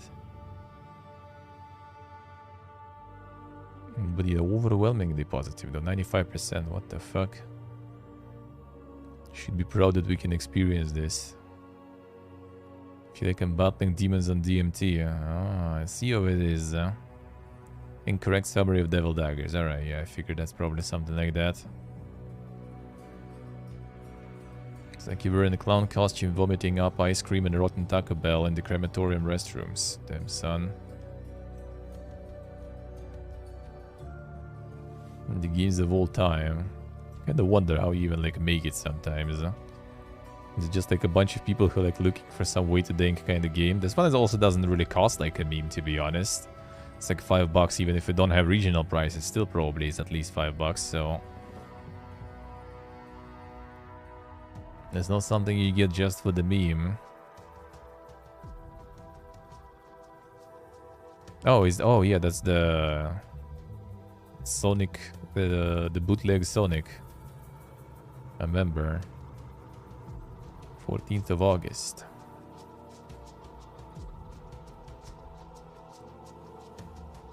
Apparently really good. Yeah, I heard it's good. Huh? Better than most Sonic games. Yeah, that's what I heard. And that's what I heard. Yeah, there's really good reviews too. That's the actual good Sonic. Man, this one also has boss fights and stuff. Damn. This, if you're gonna be disappointed in Frontier, you have this to play still.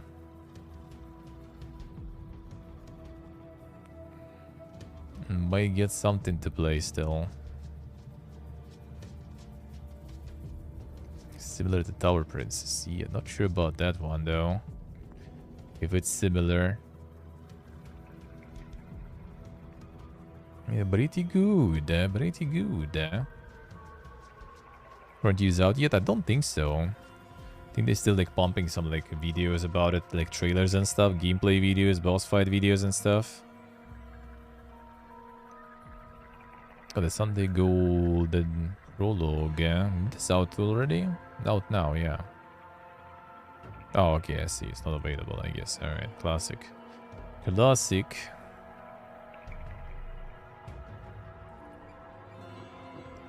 Le classique. Alright, let's see other stores. What do we have there? What do we have there? Oh, maybe some exquisite game enjoyers. Amazing surprises from Devolver Digital. What do you have there? The Loop Hero, Gungeon Inscription, Downwell. Build your own bundle.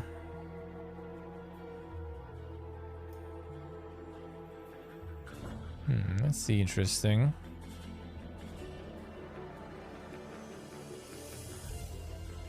Interesting. Or the Scorn. Wait, $22?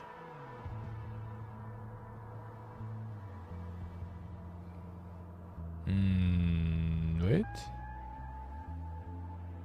How much is it for you?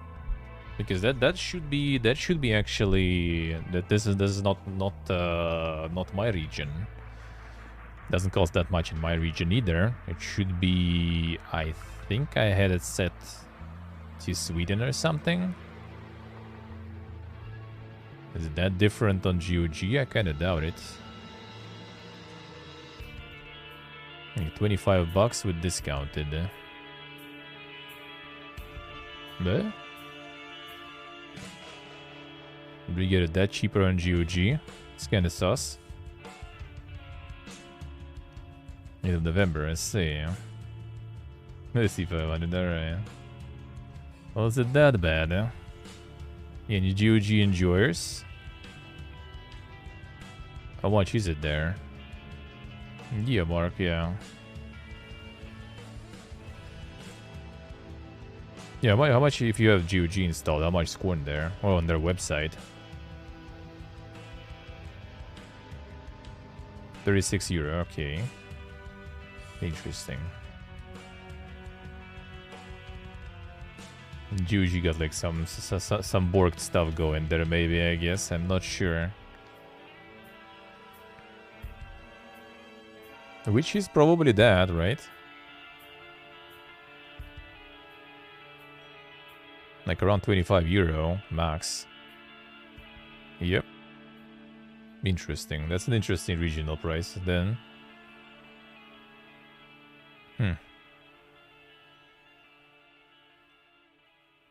See, you can get Scorn there cheaper even. Insane. Insane. Yeah, Germany 36 euro, alright. 2.17 USD. Well, I mean, yeah, that should be for Swedish region price. Interesting. Interesting. Alright, how's the GOG enjoyers? With them exquisite reviews, huh? The walking sims aren't video games. Alright, so if we do this, you're gonna disappear, right? Yep. I still don't know why you even allowed that, dude. Like, who cares about, like, about that? So, like, anyone who doesn't even own the game just goes and writes some shit about the game and it stays there. Like, why, dude? 4 games in the cart? Yeah, just, like, kind of, like, put so I don't forget. That I do have, what, 13... Traffic Giant, Majesty Collection. I didn't apply the region. I guess we'll need a VPN for that here. Oh, you already used all the wallet funds though, so I can't really get it anyway. Wait, that's actually... I already have Majesty. I already played Majesty on Boomerang, actually. Weird. So it should work. No, I played Majesty on Boomerang. Majesty 2, actually, I think. Or was it the first one? I don't remember, actually, which one. I think first one I probably did. But yeah, I did it on Boomerang year before last one, I think, in 2020. First one, alright, I see.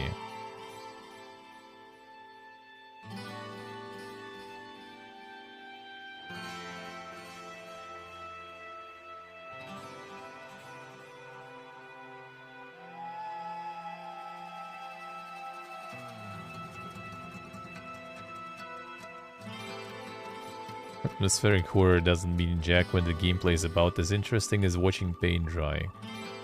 Oof. Dude, why you even have that? Like, boom, done.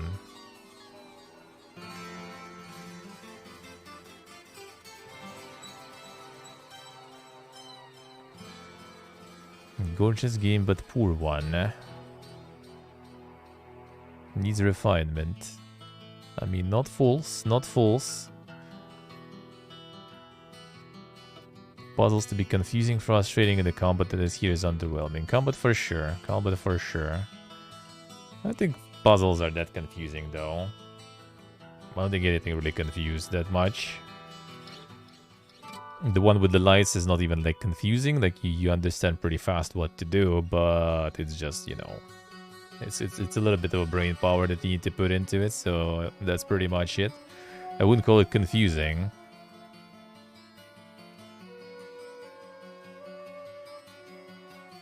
Game kinda sucks, 5 stars, I see.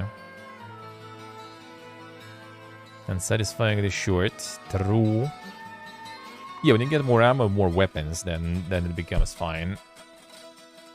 Then it becomes fine. But yeah, when you have only like the initial shit weapon, and dodging that stuff is hard because like the ranged enemy like has perfect tracking. And the short-range enemy, you kind of need to sidestep, but you play mostly in the narrow corridors, so that's kind of just not possible.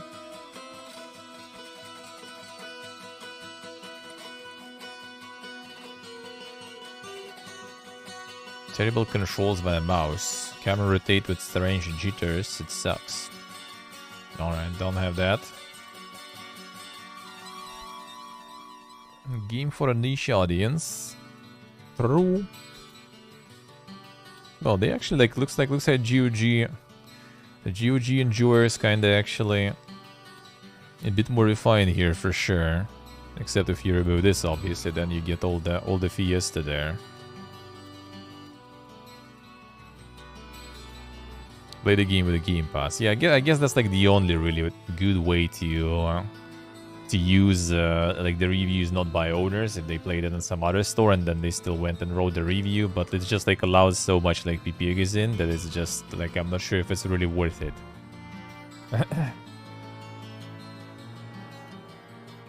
Spend more time talking about it than wanted to finish it. Yeah, basically. Well, I mean also like discussing the lore and everything too. So you know, it totally took way more.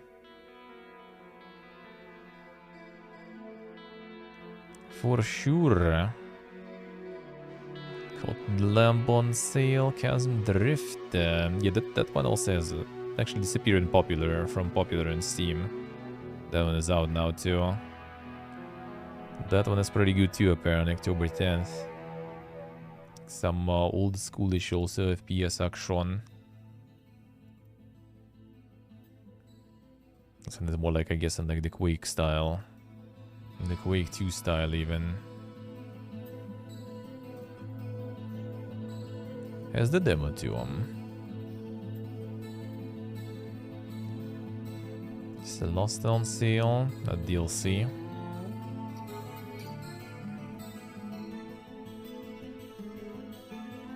Devolver.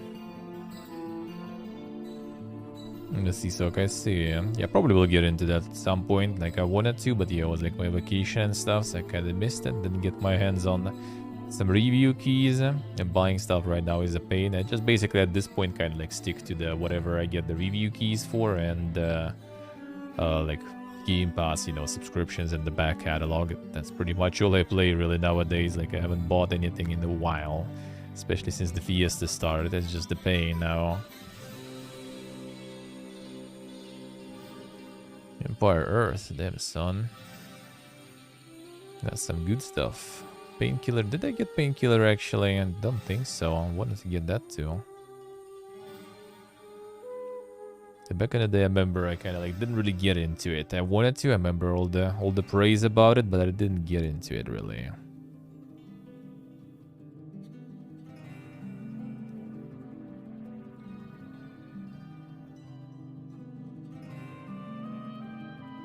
System shock upcoming. Kick. After more delays and everything. Warhammer Dawn of War Master Collection coming to GOG. Interesting, alright. Interesting. No Subversion recommended again. They not take me as a Coomer anymore. Save that. Save that.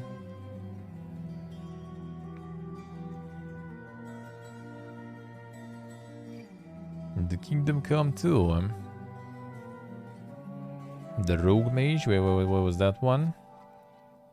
What was that one about?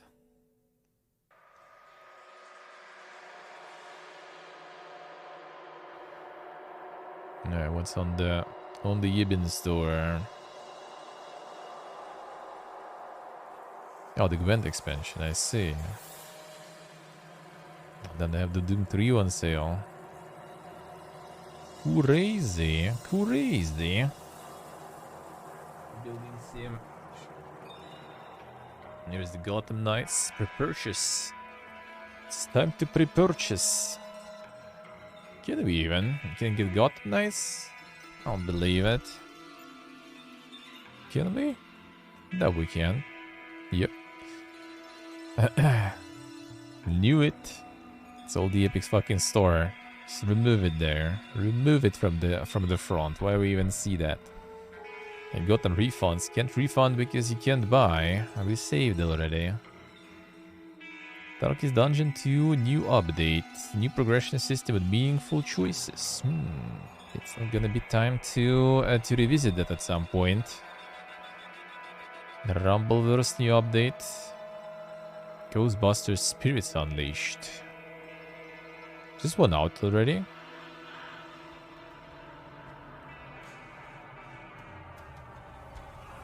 Oh, soon actually. Soon. Darkwood is real good and it's for free, and that's good.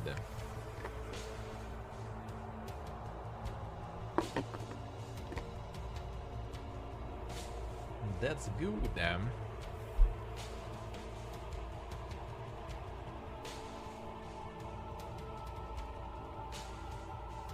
Oh yeah, free Darkwood, eh? Better get that. Better get that.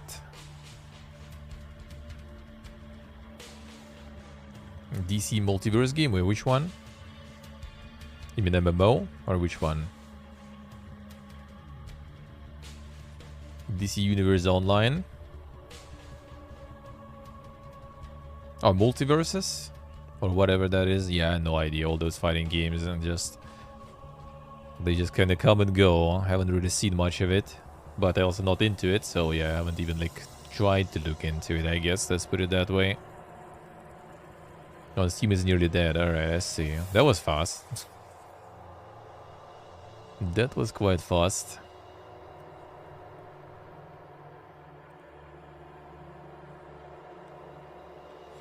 Bogus, most popular.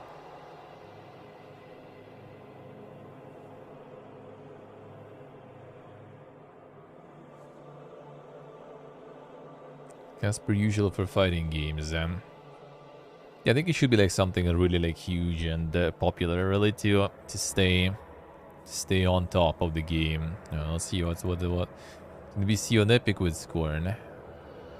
4.6 actually. Damn son. Epic is even more epic. Insane. Oh yeah, they have the press reviews. 49% critics recommended. Open critic rating fair.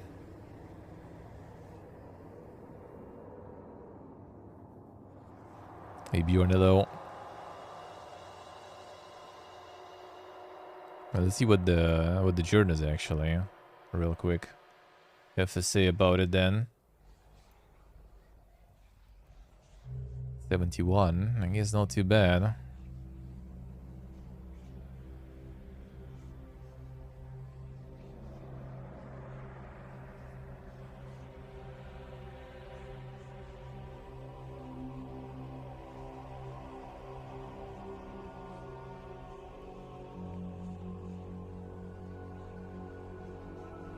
Flushing score at the first combat, yeah, the combat is quite something, that is true. Frustrating combat, unbalanced puzzles, unforgiving checkpoints. I mean, I'm not sure about the puzzles. The rest I do kind of agree, though. The rest they would need to work on for sure. 6 out of 10. Visuals alone, true. A little more complexity and refinement. Alright, this one is not like that. Not that bad either.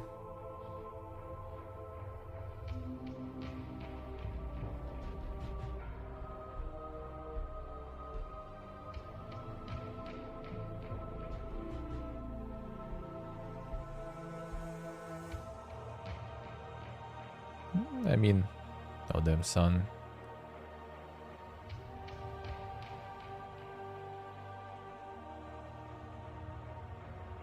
Scorn is a day one Xbox Game Pass game, and that is really the only way to justify playing it. Otherwise, Scorn is an experience that even the most die-hard horror game fans should skip. Yeah, if you're a fan of a horror game, just skip that one. That's not a horror whatsoever. So, simple as that.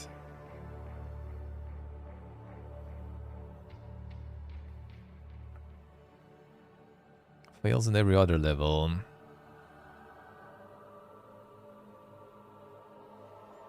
Puzzles too often based on the same mechanic. I mean, not really. The VR version? The VR version of that one would be kind of interesting, though, that's for sure. That's for sure. And the robo boss fight was a bit unclear. Yeah, I do agree with that one. That maybe was... I mean, we still got it, though. We still got it without, you know... without any other cues there. It's just kind of more about trying. Yeah, it wasn't that obvious. Because it kind of doesn't feel right that you're supposed to, like, hit the dude there. Yeah, I think so. So, yeah, that's what I was looking for. That I could agree. The rest, I don't know. I think puzzles were puzzly. What else you can say about it? Nothing special there. It took a while there, I see, yeah. But I mean, it was kind of like asking for it, but at the same time, you know, like, looks wrong to kill that, but then you kind of realize, you know, what kind of game you play, and yeah.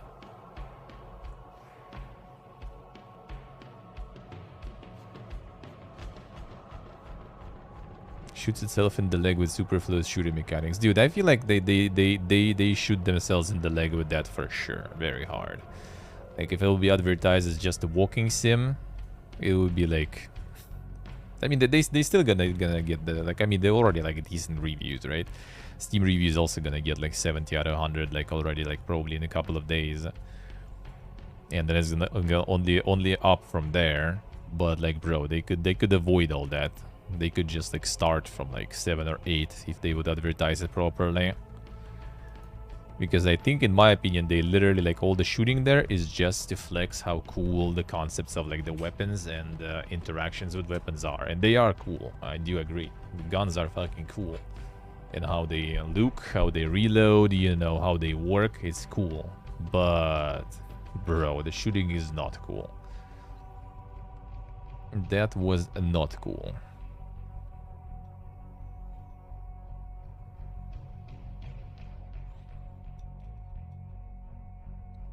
The hand-torn puzzle was nice. I mean, I wouldn't even, like, call that a puzzle, really, sorta, I guess.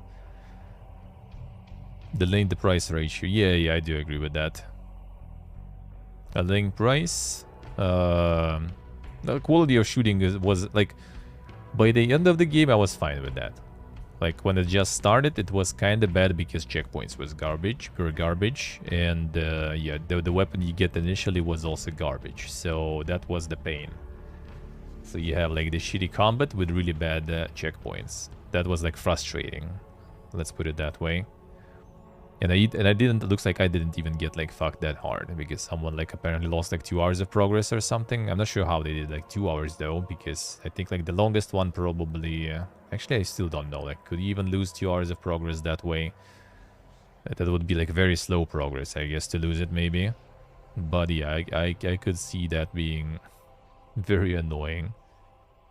But yeah, length the price is my main concern with that one. That is true. That is true. That I agree.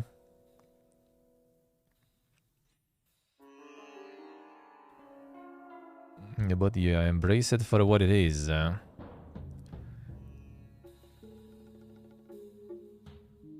That is not false. That is not false.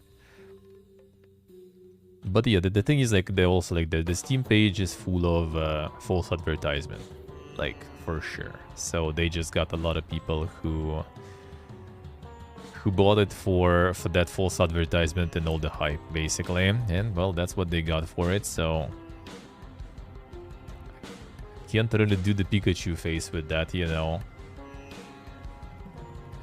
Yeah, they should say what it actually is, for sure. I think like the goal was, like, I mean, probably they, like, realized the scale and amount of hype they got, so they just kind of, you know, let's just milk it. Let's just keep rolling with it, get as much as possible, and then whatever. And it seems like that's pretty much kind of what they did.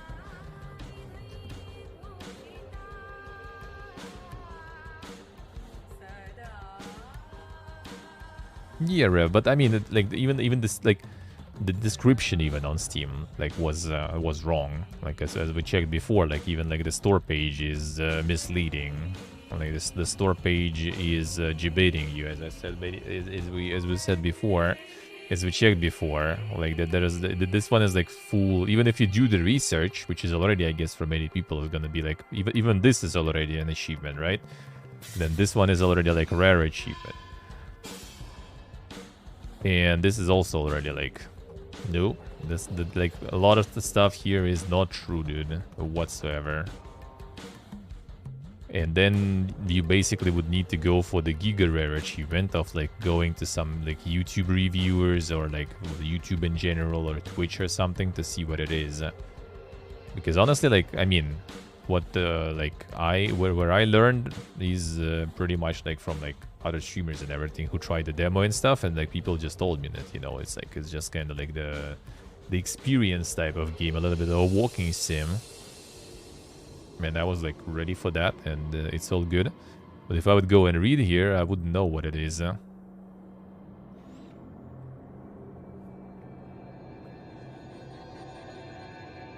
Don't believe the marketing material that the actual company uses. Well, I mean, that will already be, like, a little too much, you know, in my opinion.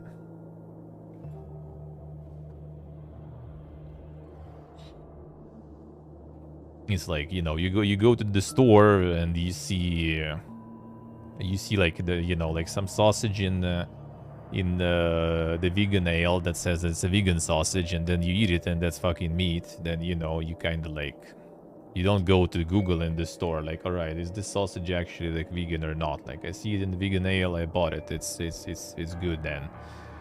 Like, it's a bit too much, I feel. I mean, I do kind of like agree and respect that you need to always like do the research. It saved me from buying No Man's Sky back in the day, for example. But that already is like too dank. Like even like doubting the game description, the detailed game description and stuff. Like you wouldn't expect that it will be kind of fake, especially with all the like hype around the game and everything.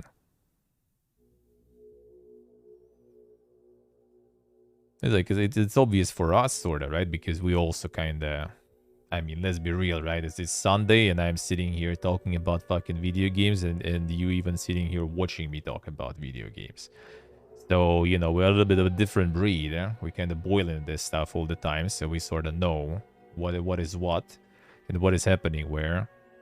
And the average person, even like reading that description, is, you know, already a big achievement, as I said.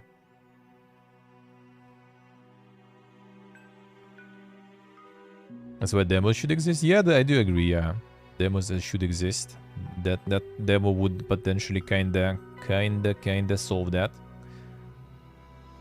Yeah, and that's also the thing. It's like it was in development for 80 years, right? It was like pumped from every channel, from like every platform was putting it in its own presentation basically at this point over the years, right? All the E3s, all the like Xbox events and stuff like this, they pumped it through everything. All the streamers were like hyped waiting for it, right? So you kind of wouldn't expect that it's, you know, something completely different from what they promise, sorta, right?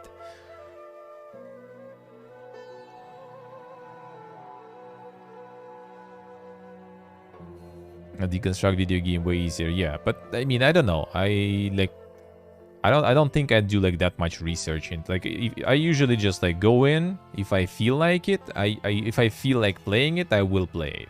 And I kind of like this approach because it makes the experience the best too. And the thing is, like, the trailer doesn't really show, like, the trailer basically has like a bunch of like compilation of cool things from the game, sorta. Hey Panda, hello.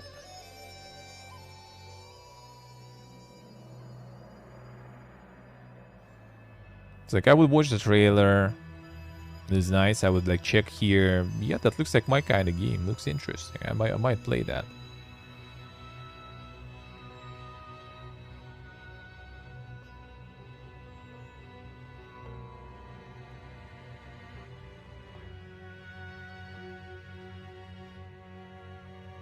Out of the loop, mostly the consumers are, yeah. I mean, like the most of the people, they just like, you know, they see ads, they see like they watch this trailer and they already like, oh damn, that's so cool. That looks like so much cool stuff there.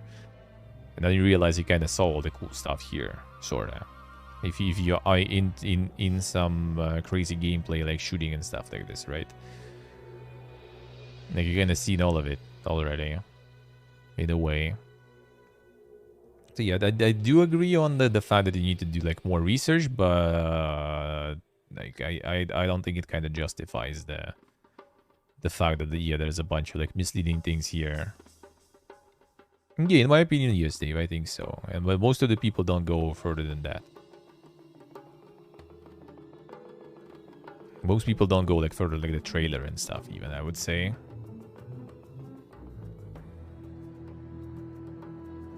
I would say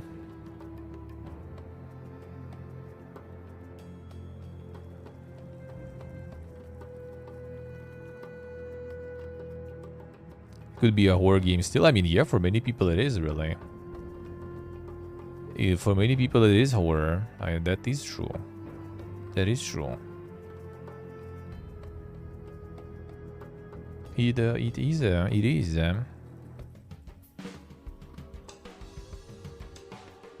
What do we have here? Dungeon 2, a metagame reboot. Then it's expected and necessary even.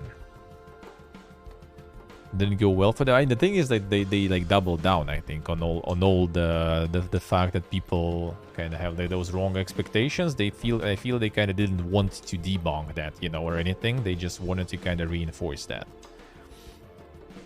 And that's why a lot of people got into it.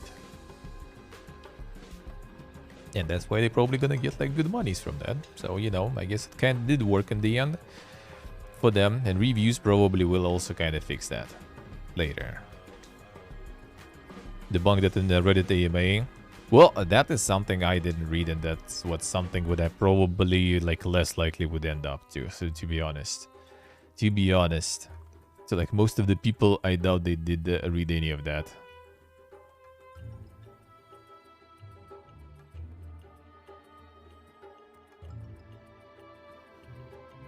Let's see, Panda, I see. That was the Diablo 2 or something. I mean, if you see something free to play on Steam, the chances are very high. Like, one option is some sort of like indie, you know, small free to play game, and another option is something with a bunch of microtransactions. Like, there's, it's not very likely that there is some third way there. So that it totally doesn't look like indie games. So that most likely going to be some microtransaction galore there.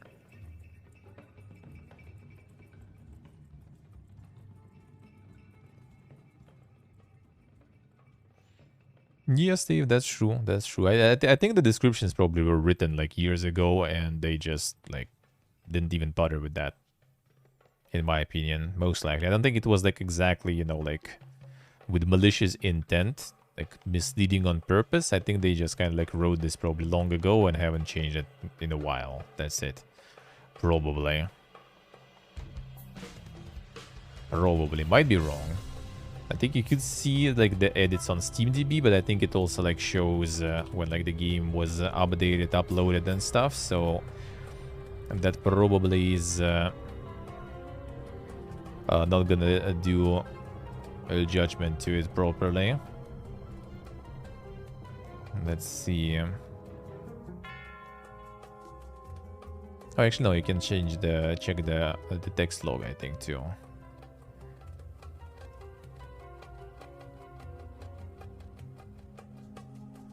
Let me see.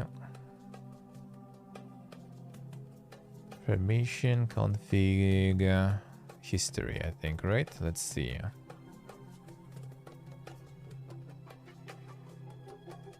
Oh, it might be actually kind of, maybe. The user tags, tags only switch places. The review percentage, 60, 69, basically going back and forth. User tags,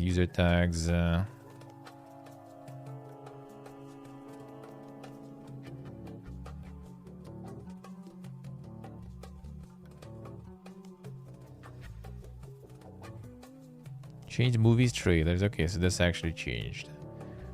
Change store API release date. Added this app to package, so I guess that's like the upload of the actual game. User tags, review percentage, review score. Depot, remove depot, achievements added, alright. Steam release date, store asset modification time. The UFS max down files. Okay, it's just a bunch of like checks here, like the art book and stuff, alright. Testing. Developer, publisher, change release date. Add up to the package, user tags. Change categories, Metacritic name. User tags. User tags. I need to load in for more stuff. Well, basically a while, I guess. I would think it probably was a while. Yeah, it doesn't show when like the store asset modification, description modification would be nice to see, but yeah. Oh, actually web assets, you can see. Yeah, so like the capsule, the logos and stuff was switched. Some of this was even like 2018, holy shit, in June. Well, I mean, I still, since June probably already, like, you know, they should have some sort of idea what they're gonna get as a final product, to be honest. So at least like all the graphical assets they changed in June. So that's probably where they're selling the marketing copy was also, I guess, updated. Probably around the same time when they were updating the page. So I think in June you already kind of should know that, you know, you're not gonna get like some non-linear world and everything, and exploration and open-ended stuff and different skill sets. So yeah, not sure.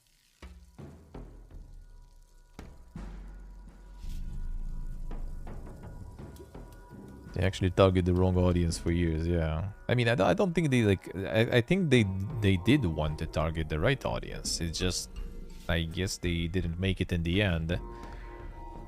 I feel like they already kind of decided to, like, you know, let's finally release something. And they did release something. And some of the things ended up being quite in the scuffed form. Like shooting, for example. So that's why they cut quite a good chunk of content. Yeah, it was delayed many times. It was developed for 80 years, right? So I feel like it was already kind of, you know, guys, I think it's time. Let's go. Let's go. So they maybe was expecting, especially in the beginning, to make something, you know, like more horror-y and more shooter-y.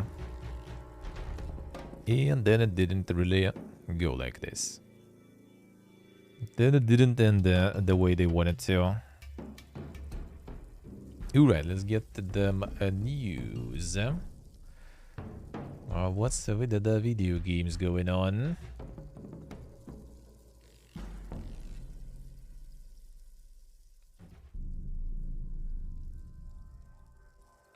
Alright, where was it?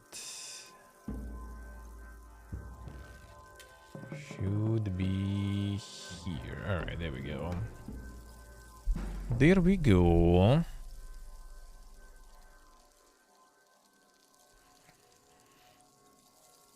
Yeah, basically.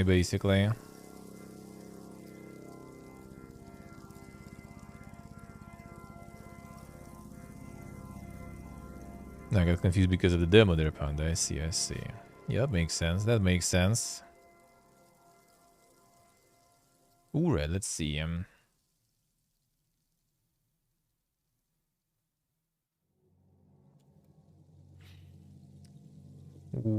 Crash Bandicoot 4 hits Steam this month. A new title is seemingly teased for the Game Awards.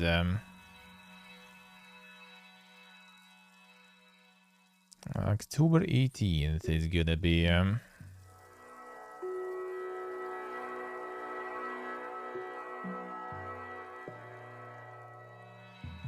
Just sent a special Crash-themed pizza box from Aku Aku's Steam in a Pizza Shack to influencers. YouTuber Candian Guy, his unboxing video shows that the box is tapped with a not-so-subtle message that Crash 4 heads to Steam on October 18th. I'll see. Additionally, the box was also taped with a message that read, "Hungry for more? Try out new Wampa Pizza for 12.08. Given that Game Awards is set to air on December 8th, it appears highly likely we'll find out the nature of this title. Rumored to be a party game called Wampa League during the annual show." Yeah, the party game sounds kind of like falling in line with what's on the menu nowadays with all the Amogus likes and stuff. It wouldn't surprise me that someone will try to tap that one now. Like some more like kind of AAA, you know, like the Amogus game. Is Crash even popular? Well, I mean, I think that's nostalgic to many people, so... And I think the new ones also did kind of well, so I guess. Sonic Frontiers getting free Monster Hunter themed content. Damn, son. The crossovers you never asked for.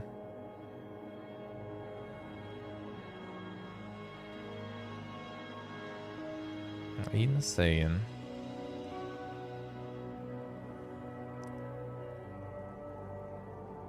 I already had like the Sonic theme content in Monster Hunter Rise last year. Damn, son.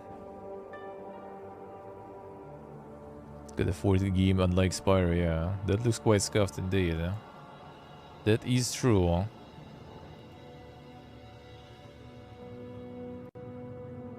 Everything new in Bayonetta 3. Exclusive cover story breakdown. Let's see. Combat remains the same. Veterans will find it easy to slip back into the fun dance of chaining combos, peppering foes with gunfire, unleashing torture attacks, split-second dodging to trigger the time-slowing witch time effect. That's good. On the Bina's new tricks is a Demon Masquerade. The weapons are now imbued with the power of Bina's many infernal demons. Madama Butterfly is tied to her pistols. Gamora powers a powerful G-Pillar. Committee's demonic arms alters Bina's combat style and also influences her Beast Within transformation. Example, Gamora turns Bina into a bestial version of herself, capable of leaping long distances and shredding foes to ribbons with her claws. Demon Slave serves as evolution of climax summons. Summoning your demonic partner gives you direct control of them to lay waste to enemies. Demons have unique special powers. For example, Madama Butterfly can blow kisses to charm foes into fighting with you. However, Bayonetta is vulnerable while using Demon Slave, and the power also drain your magic meter, so use it wisely. Demons take too much punishment. A Demon Rampage causes them to break free of your control and indiscriminately attack everyone and everything on the field. Yes, these two, I see. Yes, the Sock said earlier. Oh, you got to actually attack flagged now. I thought it was like the stuff before. So it's this time already you got flagged, I see. Hey, Zebra. Beta 3 features larger, more intricate levels with new environmental puzzle and secrets. Some of these obstacles can only be overcome by tapping into your demonic abilities. Some activities such as challenge rooms and chasing familiars for their Umbran tears also return. As you'll see in the video, the one interesting puzzle involved rewinding time to carefully arrange debris from a fallen building to serve as jumping platforms. Which, I mean, it was in the first game even. Also appears to transform Bayonetta into a much younger version of herself. Which, I mean, yeah, you were becoming Cereza in some of the time stuff in the first game, right? The time attack in the final fight, at least, for sure, if you get hit by that. I'm also reworked by that 3's progression. Embryos, fragments dropped by slain homunculi serve as homunculi, I guess, or is it? I'm not sure. They give you a primary currency. You can spend these at the gates of hell to unlock consumables, accessories, and upgrade items.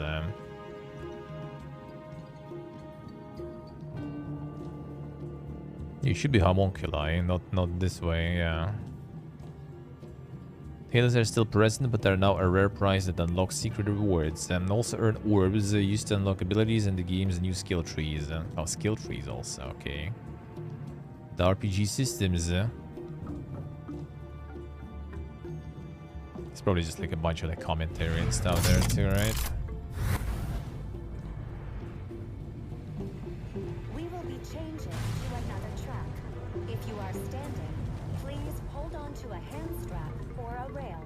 Bayonetta 3 retains the over... No. Alright, figured. As we'll see with that one. HRCLO. This weapon's now going to be affecting the style too. HPLO. So you can actually even fly and stuff too, alright.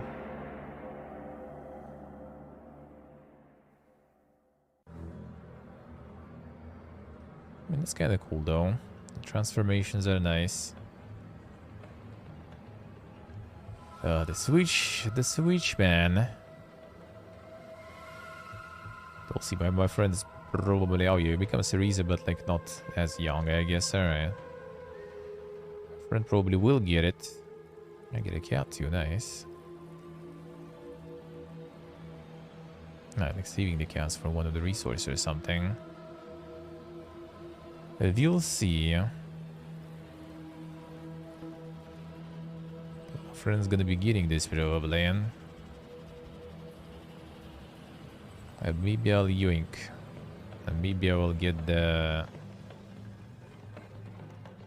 Maybe I'll get the PC version running instead.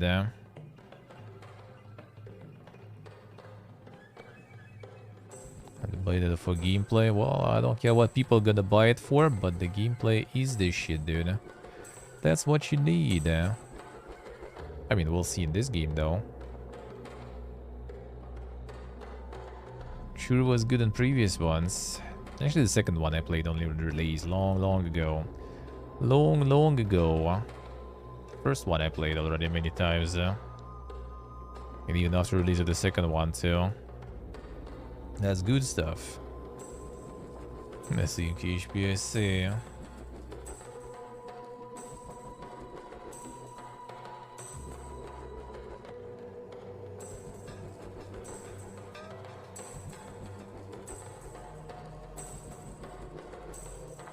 That's easy, but I see.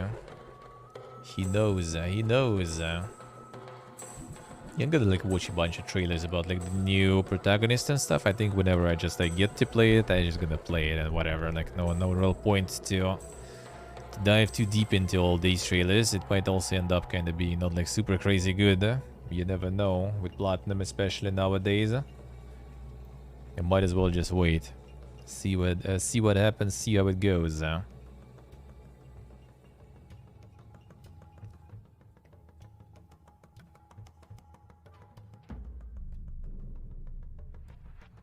Another person doing the Plague Tale. What is with Plague Tale? I don't think anyone expects any horror from Plague Tale whatsoever. I don't think it even tries. CB was doing it, I see. It doesn't even try to, I don't think so. Like whatsoever. It could kind of like mistook it with Scorn, but Plague Tale is like, I think, quite clearly oriented, you know.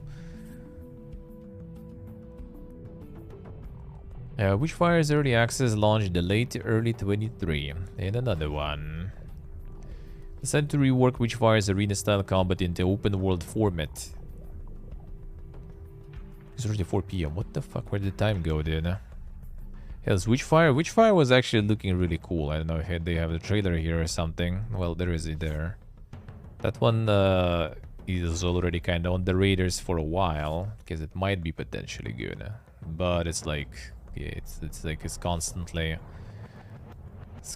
delayed and stuff too. Oh, the mega shooter. They just removed all the arena stuff from it now, it seems like. Moving it to the full-blown open world then.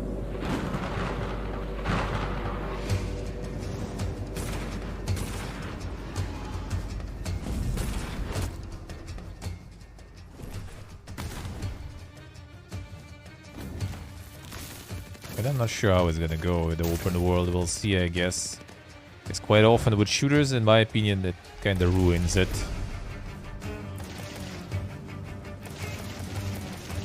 Like with shooters, sometimes it's better to have some sort of like, you know, like well-directed fights where like the game's combat system can shine. And when it's like open world with like, you know, like some like random lethal encounters with just a bunch of enemies just like running at you, it just kind of can become a little scuffed. The Evil West, these are the, I mean, I don't think Evil West is exactly the looking the same, but I mean, in a way, I guess you could say so. Doesn't have an interesting vibe, eh? Like especially like an initial reveal and everything, that looked like really cool. There was like this like witch hunting vibe to it and everything. It was looking quite promising, so we'll see. Early access soon, yeah. That did not happen. That didn't happen. So now they're gonna rework it in open world, and we'll see. Good news today? I mean, we're kind of just getting started, sorta. Final Fantasy VII: The First Soldier shuts down in January, announcing the end of service. Despite all our efforts to bring you regular updates with fresh and exciting content, haven't been able to deliver the experience that we were hoping to and that you all deserve. So we have made the extremely tough decision to end service for Final Fantasy VII: The First Soldier. Oh yeah, like it kind of flops because they didn't deliver the content, not because it was kind of like garbo in the beginning, and no one really needed it. Continue to make updates during this time, so we hope you will continue to enjoy until the very end. So it's kind of the same situation as with what's the name? The Babylon's Fall. They already have like some content, you know, on the line, so they're just gonna finish it all.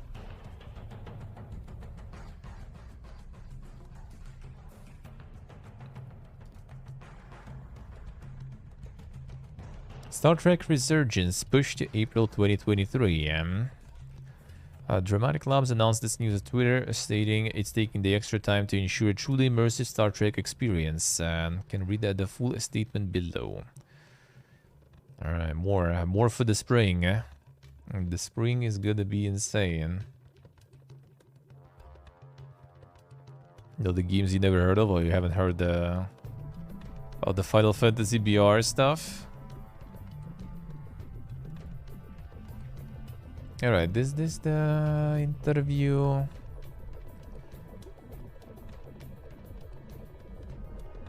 Well, not exactly, but yes, sorta, I guess.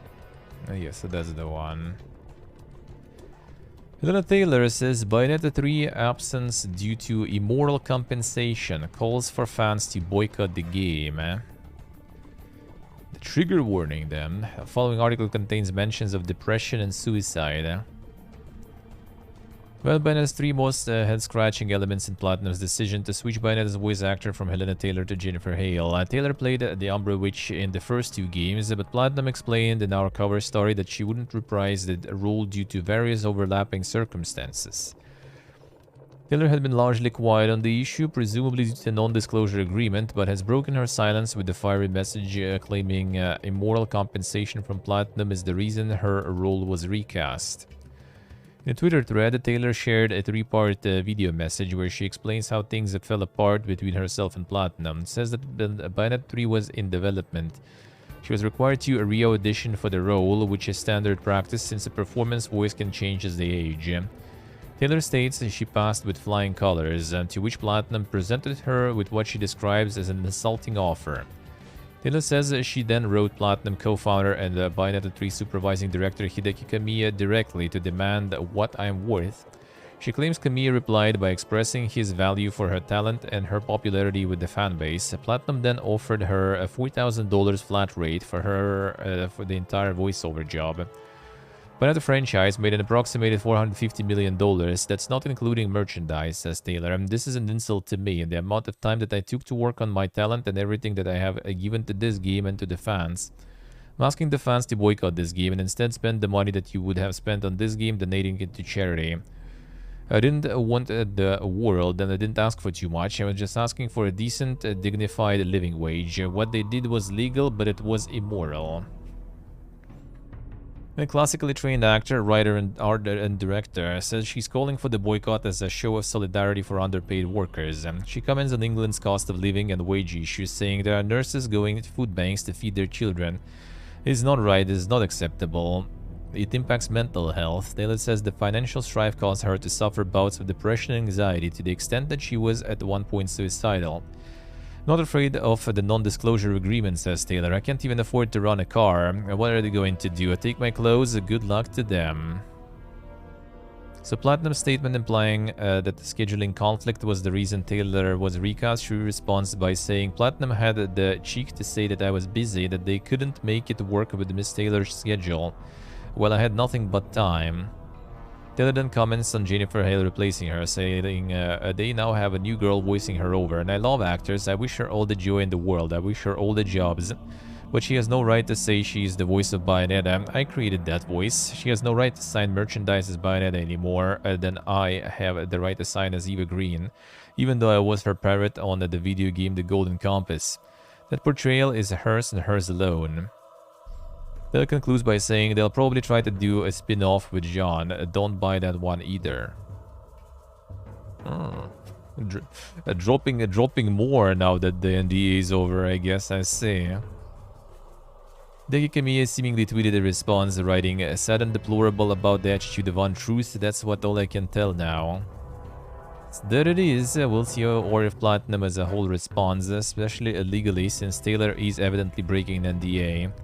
But this is a bad PR blow for the studio to get slammed with so close to Bayonetta's 3 release. And the vocal sect of the hardcore Bayonetta fanbase already suspected there was much more to the voiceover change than what Platinum stated. Some hope the multiversal storyline presented her possibility that Helena still appeared as a Bayonetta variant. That's apparently not the case, and it'll be interesting to see if Boycott gains any traction. Boycott's not gonna get any traction, dude. That's just like... That's just, that doesn't work. No matter how much we would want it to work, it doesn't work ever. Platinum will respond with real life service games. Yeah, exactly. The fans are on her side, yeah. Yeah, I don't know. That's kind of weird because that sounds like they kind of wanted to get rid of her, pretty much. Because I'm pretty sure Jennifer Hale wouldn't agree to work for $4,000. I'm like almost certain, right? So yeah, they probably try to recast her, hoping that she gonna like, you know, kind of like pull out because of that, right? That they could just kind of try to nitpick that the voice is not good enough or voice changed and stuff.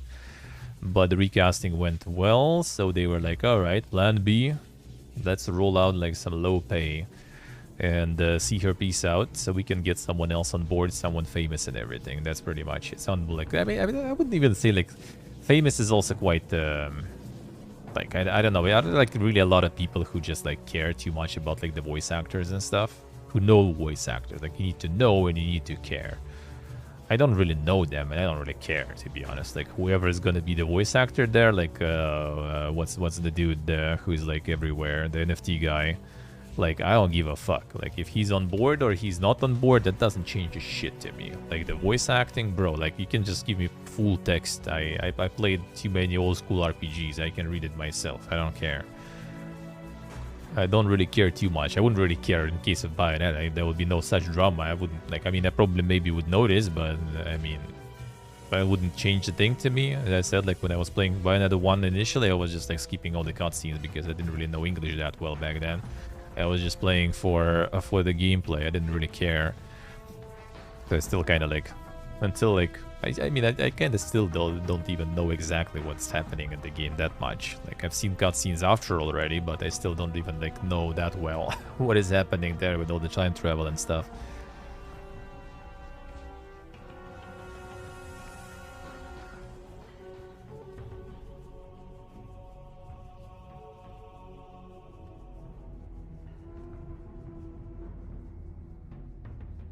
Would because from beginning, pretty sure it was clear it is a different Bayonet. There's like a bunch of different Bayonets, that's the thing. There is a bunch of them. There will be a lot of different versions of them. There's like a whole video on that, but I think it's kind of like, kind of more of a, like a spoilery thing. So it's better probably to leave that for other people. But yeah, there's like a whole bunch of shit going on with that. So there probably maybe will be even like different voice acting going on there, maybe. But there is a whole bunch of them in the game. Seems like. Not sure how it's gonna be in gameplay-wise, but yeah, seems like that's gonna be the case. So yeah, I'm kind of like... Yeah, I think they just kind of wanted to get a more prominent name in the industry, I guess, for whoever cares for that. I'm not sure exactly. Maybe they got like the contact with her agent or something, and like she was free and stuff, and they were like, you know, maybe it's time to get rid of this one because it seems like this one is not really getting that much traction, right? Like since she has so much like financial issues, I guess she's not really getting that many offers, so they just decided to kind of ditch her. Might use the same voice, probably will, yeah, they probably will.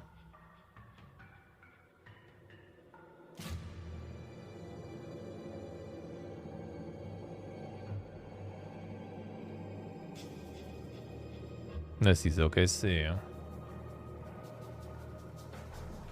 So we'll see what is this gonna be all about. Yeah, if she's dropping about like the Jean spin-off, that's probably gonna happen. Like she already breached NDA, so she just goes like all out, I guess. So they're planning some like Jean spin-off also there.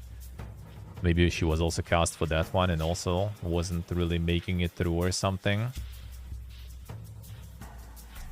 So yeah, we'll see. We'll see, I guess, about that.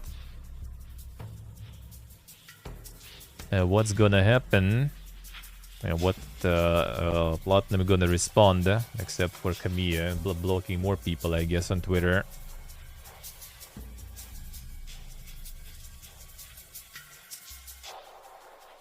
Heavily low ball since it's $80 an hour at minimum, for sure. That's like absolutely. Both actors the same median also, I see. Yeah, so yeah, guys, I think they just do the recast and everything just to try to get rid of her. And when recast didn't work, she's still good. And they decided to try the low ball. Yeah, so she kind of like ditches herself, sorta, and they are kind of clean because, you know, NDAs and stuff. But yeah, looks like, you know, the situation is dire enough for people nowadays in the world, in many places in the world, that they don't give a shit about. When you have nothing fucking lose, NDA is like, bro, so what? I'm gonna be fucking, you know, on the street soon. Do I really give a shit about that stuff? You know, at least in jail and stuff, I'm gonna get some food and the roof, basically. So yeah, not sure. It's really all fucked up, man.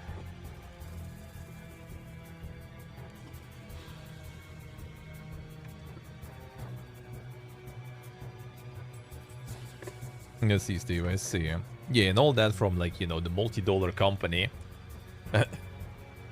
Platinum Games that just got a bunch of Tencent money recently, and Nintendo that just got a bunch of vasectomy patient money all the time for past decades, right? A bad joke, by the way. Sorry for that. But you know, yeah, they got all the Mario money there, and they got all the Tencent money there. They could pay fucking decent amount for the fucking voice actor, you know. But that is kind of like the Curse franchise, man. This has suffered so much. Suffered so much. First, like, no one wanted to get the exclusive except for Nintendo. But now, like, yeah, you got, like, the Tencent investment and everything going. Like, bro, come on. Come on.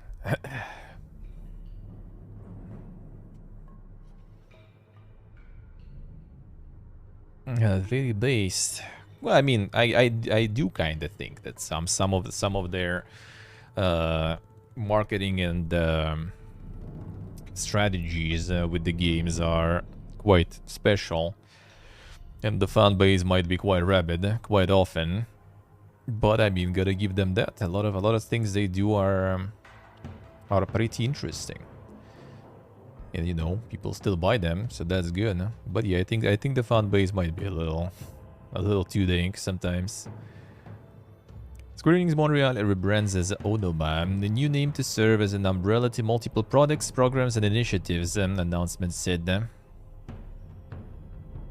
5 months after being acquired by Embracer, Square Enix Montreal has now been renamed Onoma. New brand identity will serve as an umbrella to multiple products, programs, and initiatives, each with distinct personalities. Hey, Gastamonia. Not yet, but soon.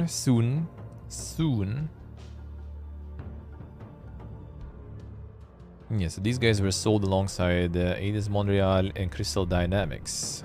Sounds like hidden, but yeah, no way, true.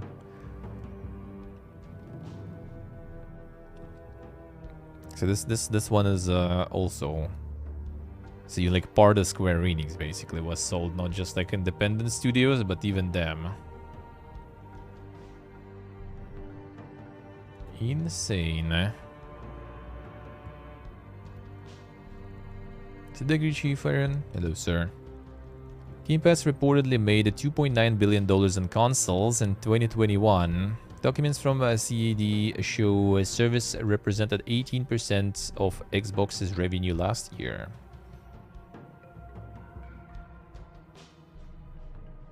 Microsoft Xbox business generated $16.3 billion in 2021, meaning Game Pass represented 18% of segment's revenue. And that's only on consoles, so that's not the PC Game Pass. Yeah, not included. There wasn't any further detail about the figure. I'm pretty sure on PC they also made a bunch. Maybe a bit less, but still a bunch. Splatoon 3 sold 2.7 million boxed copies in 3 weeks. Japan mountain charts. Nintendo shooter account for 69% of all retail games sold, boosts Switch hardware sales. Splatoon, Dragon Quest, Mario Kart, then the Switch Sports, Minecraft Switch Edition, Dragon Quest. Oh, that's some PS5 stuff there, damn son.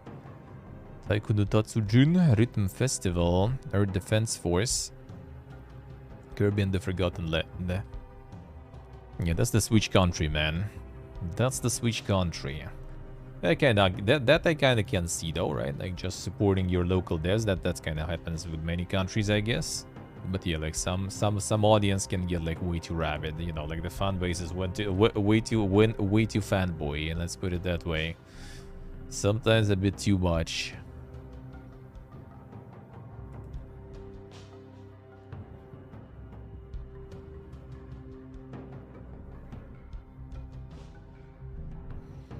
Cathay Capital reportedly pours 50 million euro into Shiro Games. Nordgard Studio now valued at 150 million euro. And that is insane. The Dune Spy Sports developer, by the way, too, which I really do enjoy. Strategy is a dead genre, bro. Fucking absolutely dead. Get invested 50 mil. Chic in my SMH. Wasting money on dead genres, dead games. What is this?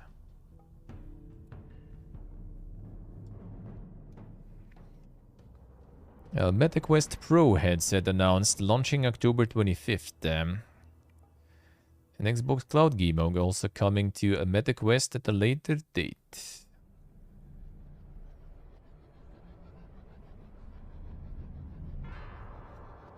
Kinda suck, kinda. Not false. Yeah, that I kinda just don't like. I just don't like that a lot of...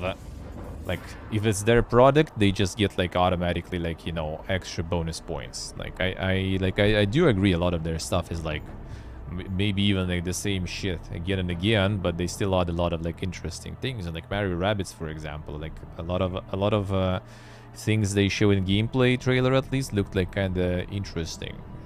For me, from the perspective of someone who plays a lot of turn-based games, like as in, you know, some things to make the gameplay a little more engaging and fun. That's cool. That's cool. So like I don't have problems with them as developers. It's more about, I guess, like marketing and somewhat PPGs in the fan base that, you know, you just like instantly everything is 10 out of 10 game of the year pretty much all the time. New VR headset will launch on October 25th at $1,499.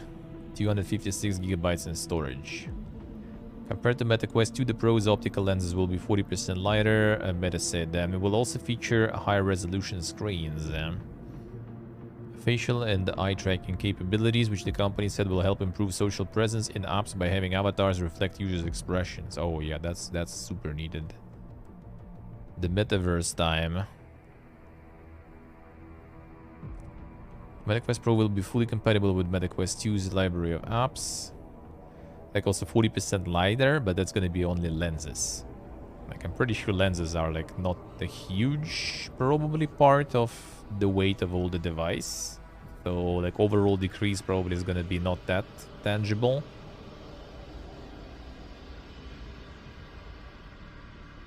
Xbox Cloud Gaming will be coming to MetaQuest at a later date.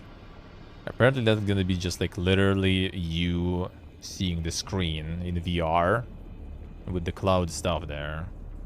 That's kind of like quite the way to do it. Quite the way to do it.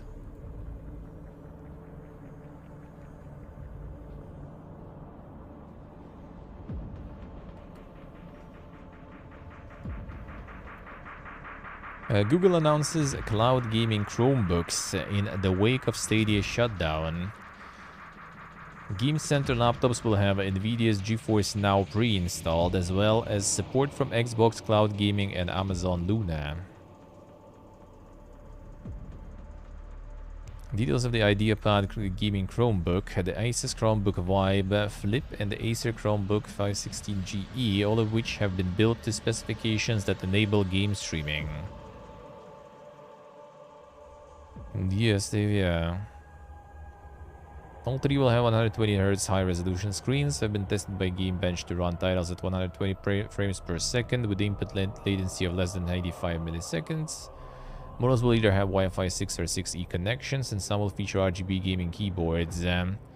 Each device will come with NVIDIA's cloud gaming service, GeForce Now pre-installed, as well as supporting Xbox Cloud Gaming and Google Play. Users in mainland USA will also have access to Amazon Luna. Well, I mean, it's not like you can't really do it on any other laptop, though. Like, it's not like it's something super special. But pre-installing, I guess, kinda. Why didn't they pre-install Stadia if that was still a thing, though? That maybe would help it a little bit. A little bit.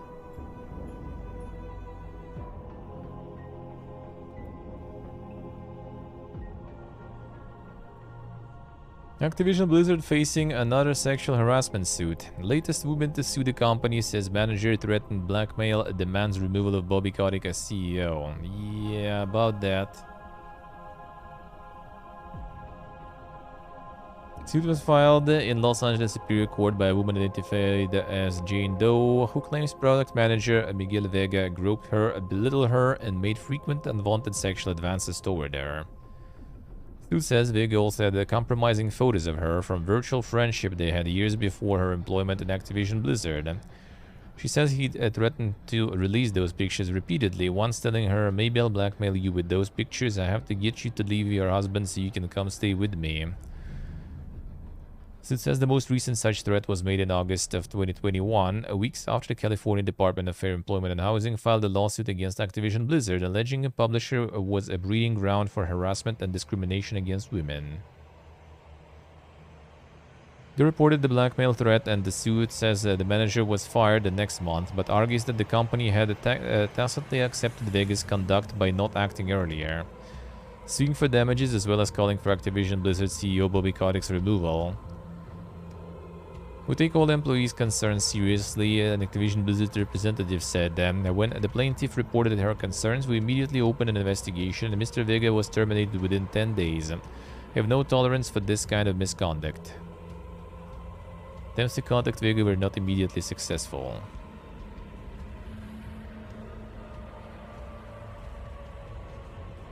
Oh, so he was fired next month already. Not acting earlier. 10 days. Well, I mean, you know, it's manager also. You don't really, I guess, like do it like the next day or right after that. Yeah, I think it's an okay time, even a month. You know, the bureaucracy is not spinning that simple, you know, especially if it's manager. It's not like some random guy. You can't really just like kick him out instantly right there. There's sometimes quite often also like even 2 weeks period where people need to still work until, you know, replacement is found and stuff. So I mean, that sounds like that one is not gonna go through.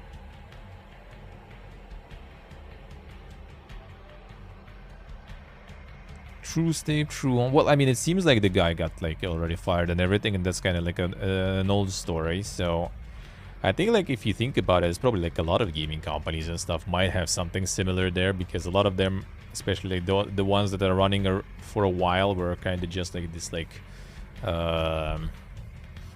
the product of the time, sorta.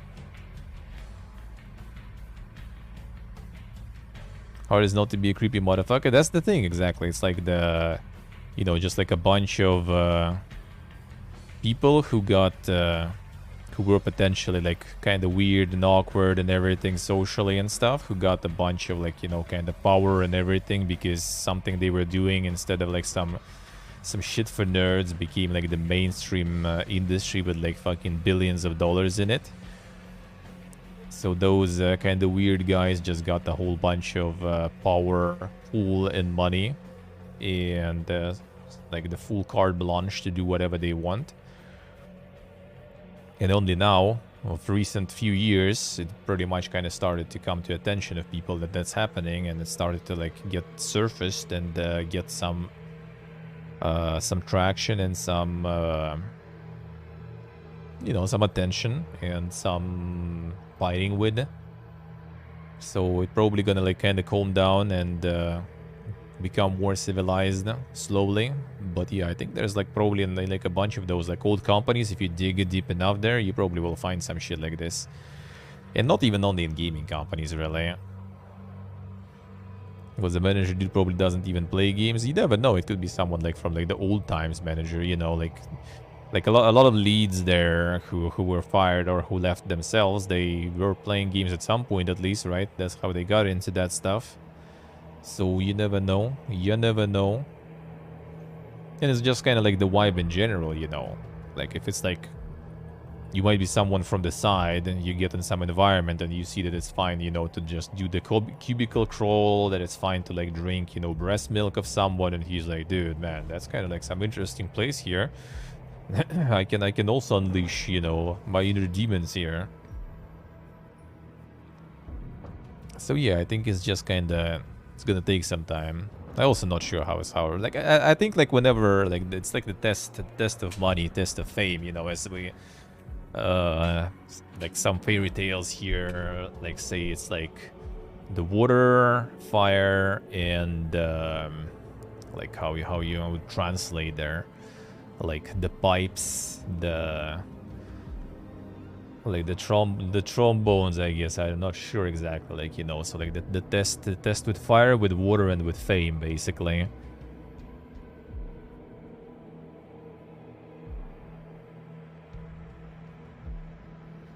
Jumping from one company to another, and that's the thing, it's also Silicon Valley, right? So it's like, it's not exactly maybe like the gaming nerds, but the nerds. So, you know, you can see it like in Twitch, for example, even with some of the recent drama, right? You can see it maybe like in Twitch chat sometimes with some, like, you know, like the weird ones there. Now imagine some of those getting in some sort of position of power with some sort of leverage to do something. And how weird can it get? Which, I mean, literally was like one of the dramas recently that got even like in the main news, basically. In the mainstream news in a way, because of the scale and stuff.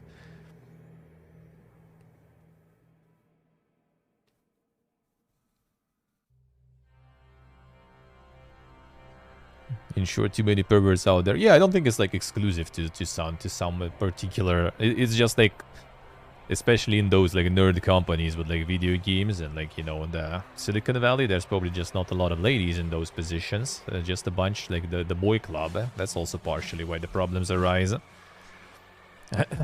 I think a lot of those things could be even kind of avoided if you just, you know, like, it's a boy club and everyone's fine with it, you know, maybe they should, you know, just run it like this, you know, just like a bunch of boys being dudes, making video games together and, you know, drinking beer and stuff.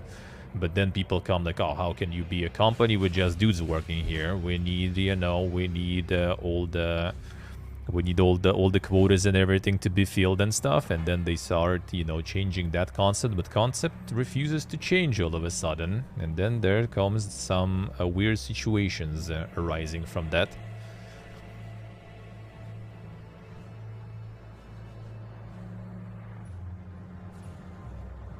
Power corrupts, and absolute power corrupts. Absolutely, yeah, pretty much. Using power, abusing money. Like, I think it's in any industry, to be honest. It's just like in gaming right now, it's all kind of coming to light. But like when like Me Too and stuff happened, it was like all over the place, like all over the companies and everything. So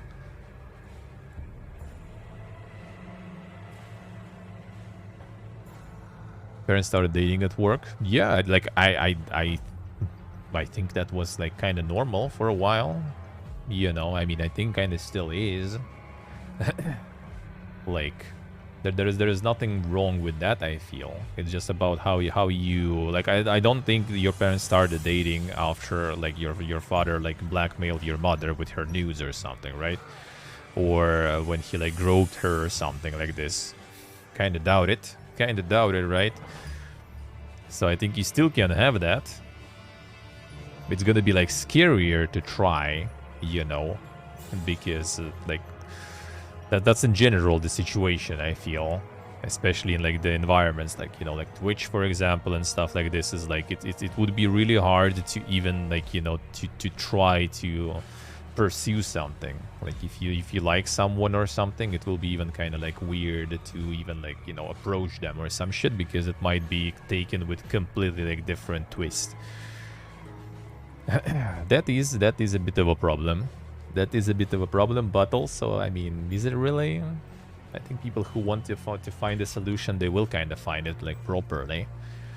And for everyone else, I guess maybe it's even for the better. You know.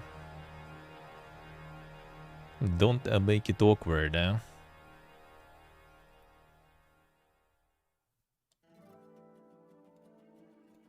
There we go.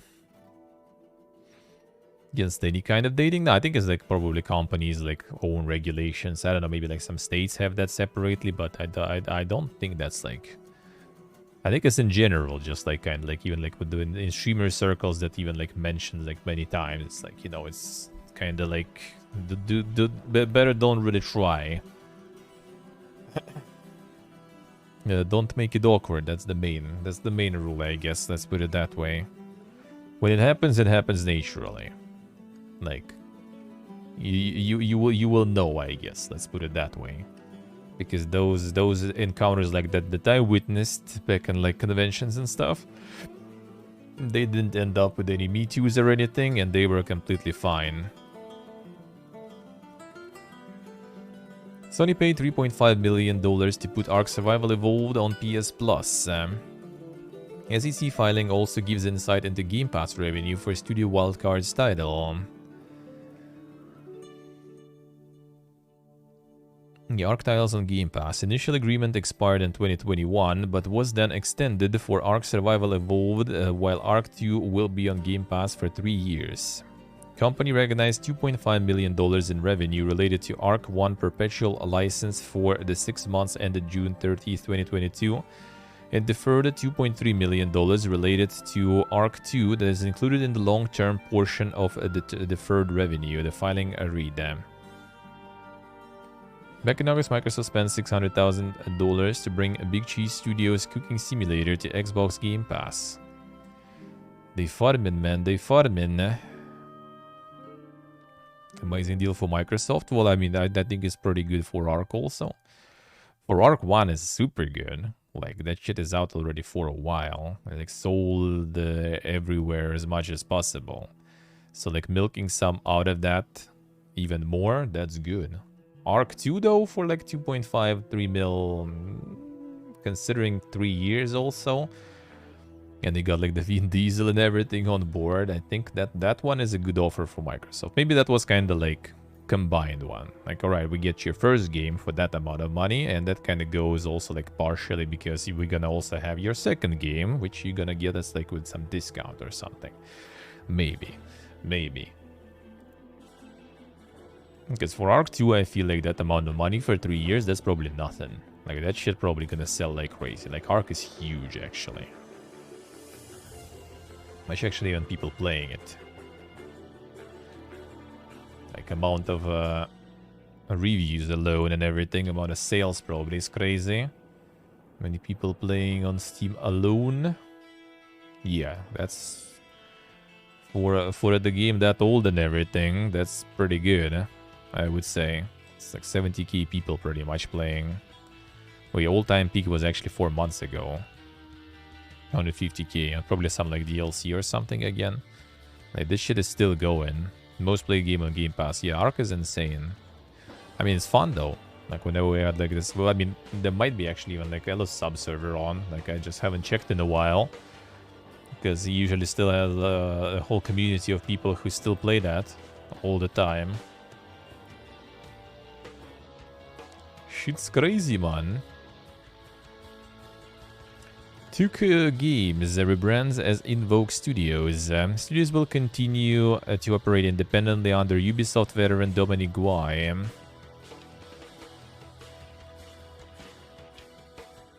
Currently developing AAA game based on the Dungeons and Dragons IP. Yeah, we'll see what how that will go. So far, Dungeons and Dragons IPs were not in the best spot so far, I would say.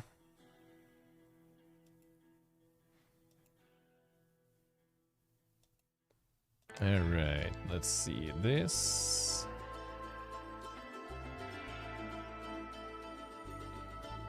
There we go, the Microsoft stuff. Alright.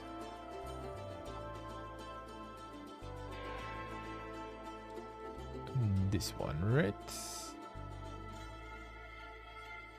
No, wait. This one. Didn't put this. It's just like a bunch of the Microsoft stuff. Picking the most recent one. The CMA unswayed by Microsoft's arguments for Activision Blizzard acquisition. Issue statement from UK regulator dismisses some of Xbox makers' points about Call of Duty exclusivity. Let's see. First question it tackled was whether or not the acquisition would result in Xbox making Call of Duty exclusive, foreclosing by CMA terminology. Something Microsoft has said it has no intention of doing, but is only committing to keep on PlayStation for several years. Financial modeling of the merger suggests that the merged entity's incentive to foreclose Sony may be considerably stronger than suggested by the parties, the CMA determined. Microsoft's past business practices suggest that it may be willing to make losses in the short term in order to build scale and increase its user base. It continued noting that Microsoft has previously acquired multi-platform publishers and made their games exclusive. It also dismissed arguments that Microsoft would keep Call of Duty multi-platform simply to avoid publicly backlash, saying it did not identify any persuasive evidence that Microsoft would be deterred from engaging in total or partial foreclosure strategies by the prospect of reputational damage to Xbox or Call of Duty. Given how an exclusive Call of Duty could shape consumer decisions around which console to buy, the CMA determined that it would impact Sony's ability to compete with Microsoft, which would have a detrimental impact on overall competition in the market and ultimately harm consumers.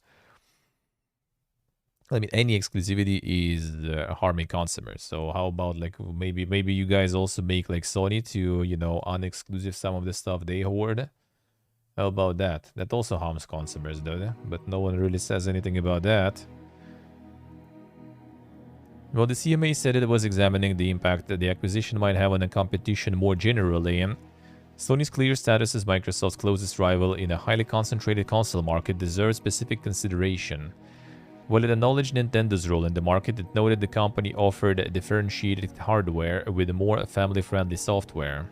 Oh, so like Nintendo gets a pass also because they have like different shit going. Okay, nice. Parties who want to weigh in on the issue statement have until October 28th to respond to the CMA in writing. Alright.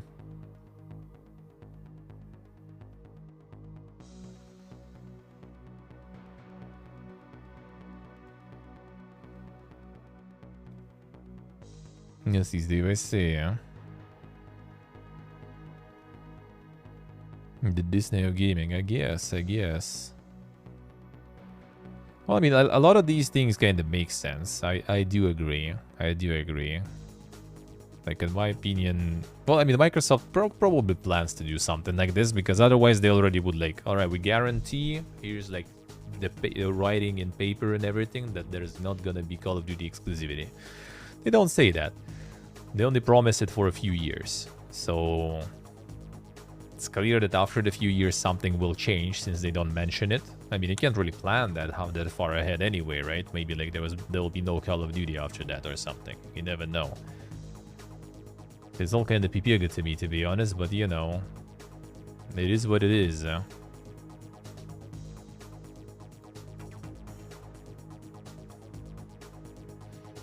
PS5 hits 2 million UK sales, making it the 4th fastest selling games console of all time. Sony can make their own Call of Duty. Yeah, well, one of the regulators of one of the countries said that. Like, sure, you're gonna have some products removed, so you have a niche empty on your platform that you can fill yourself with like a good or better product. That's it. Take all the money from that audience for themselves, for example, right? Because they're not going to be buying Call of Duty, but they will be looking for something like Call of Duty. And, I mean, I might be wrong, right? Like, Call of Duty is in general not really appealing to me that much. Well, kind of like at all. I don't really care about it. Let's put it that way, right? Like, would I, if Call of Duty leave my platform or something, would I go and buy, like, different console just to play Call of Duty? Probably not. Like... just give me any other shooter instead, basically, and I would probably play it without changing platform. Like, why would I bother? So, like, it's not, in my opinion, like, the change that's gonna promote people, like, leaving PlayStation. So that means, like, all those people who waiting for the shooter, they probably just gonna stay and wait for the shooter. And if they will have someone who's gonna fill that niche, that's gonna be, like, easy success, basically. So I think that might actually be not a bad thing. And it's still like 3 years of Call of Duty. That's still a lot. You don't know what's gonna happen in fucking 3 years, man. It's hard to say what's gonna happen in 3 years whatsoever. It's hard to say. For me, for example, it's hard to say what's happened in like 3 days at this point, you know. And 3 years globally with all this shit going on, you don't even know. Will there be Call of Duty? Will it be still popular? Maybe they're gonna like fail 3 years in a row and people will just like, bro, we don't want. Or there's gonna be like some new blockbuster or something that everyone's gonna lose their shit over and switch there. No one knows. Maybe Warzone will like take over completely and no one will be caring about like the single player Call of Duty. Everyone will want Warzone, and Warzone is free to play with microtransactions, so they will be more interested to spread it to as many platforms as possible rather than locking it as exclusivity, right? Hard to say. But I mean, obviously, like PlayStation just wants, you know, to for that deal not to go through, and Microsoft doesn't give a shit. They just want it to go through.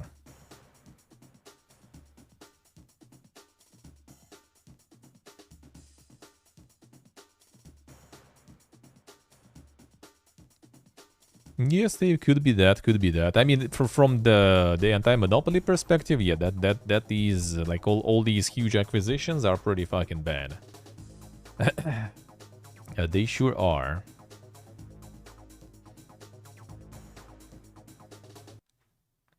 Fourth fastest home console to reach the figure, matching PS3. But behind the PS4 number 3, PS2 number 2, and Nintendo Wii number 1.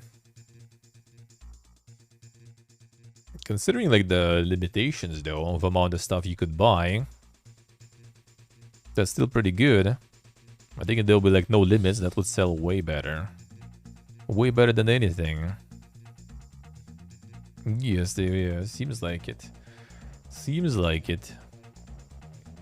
FIFA 23 sees 10.3 million players in launch week. EA cites game's release as biggest launch period in EA Sports FIFA franchise history.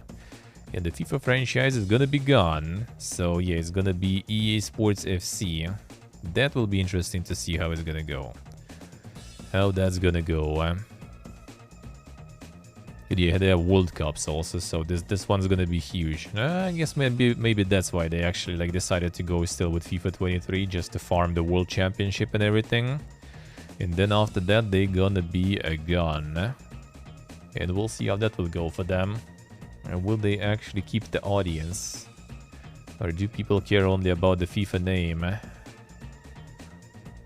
Nintendo settles with Q&A tester who filed labor complaint. A worker who said they were fired for asking about unionization will be paid nearly $26,000. I mean, not bad. Kenzie Clifton, who came forward in September as the person who filed the complaint, said that they were fired in retaliation for trying to ask Nintendo of America President Doug Bowser about the company's position on unionization during a company meeting. Clifton agreed to a deal with Nintendo of America and staffing agency Aston Carter that will see them receive $25,910 in pay, interest, and damages. Aston Carter will be responsible for the payout, while Nintendo of America has agreed to post a notice detailing employees' unionization rights on the main bulletin board of the Redmond office product testing department for 60 days. 60 days exactly. As well as emailing a copy of it to all employees in that department. You have the right to talk about a union, and we will not stop you from talking about the union. A notice reads, emphasis in original. We will not fire you because you exercise your right to raise issues and complaints to us on behalf of yourself and other employees, including related to the topic of unionization. We will not fire you because of your union membership or support. Clinton has also sought an apology from Bowser, but there is no such stipulation in the settlement. Ah, unlucky, man.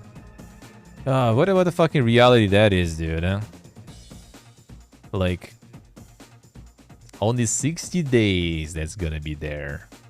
Not a day more. After that, you're not allowed to talk about unionization and stuff. Bro, like, so weird to me, actually. I don't know, like, all this like union busting stuff. Now, what is this?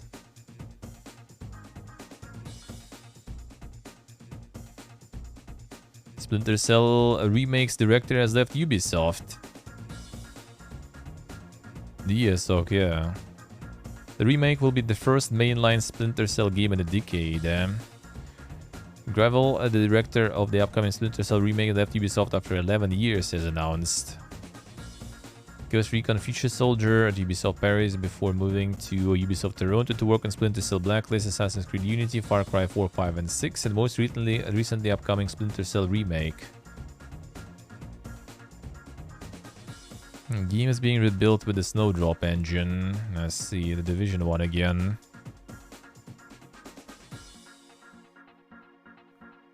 Scriptwriter to update the original story for a modern day audience.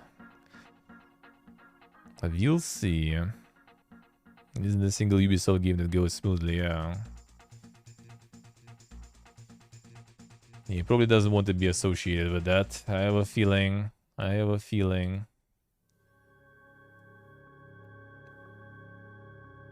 Overwatch 2 hits 25 million players in 10 days. Free-to-play sequels, daily player base triples original premium game's peak daily player count. Original Overwatch performance 15 million nearly 3 months after its 2016 debut. That was actually quite impressive too, holy shit. Division Blizzard said daily player counts have nearly tripled the original game's peak mark. Yeah, well, I mean, the full price product or free to play, that's not exactly the comparison, but it's also, you know, basically the same game as 2016. Again, they got that much. That's not too bad. That's not too bad if you think about it. And with all the Fiesta going on, especially with all the DDoSes or whatever that is, or whatever that is there. Fiesta, man, the Fiesta. Alright, so yeah, tomorrow gonna be some of the news during the day. That's not gonna be much, obviously, because it will be just the beginning of a Monday.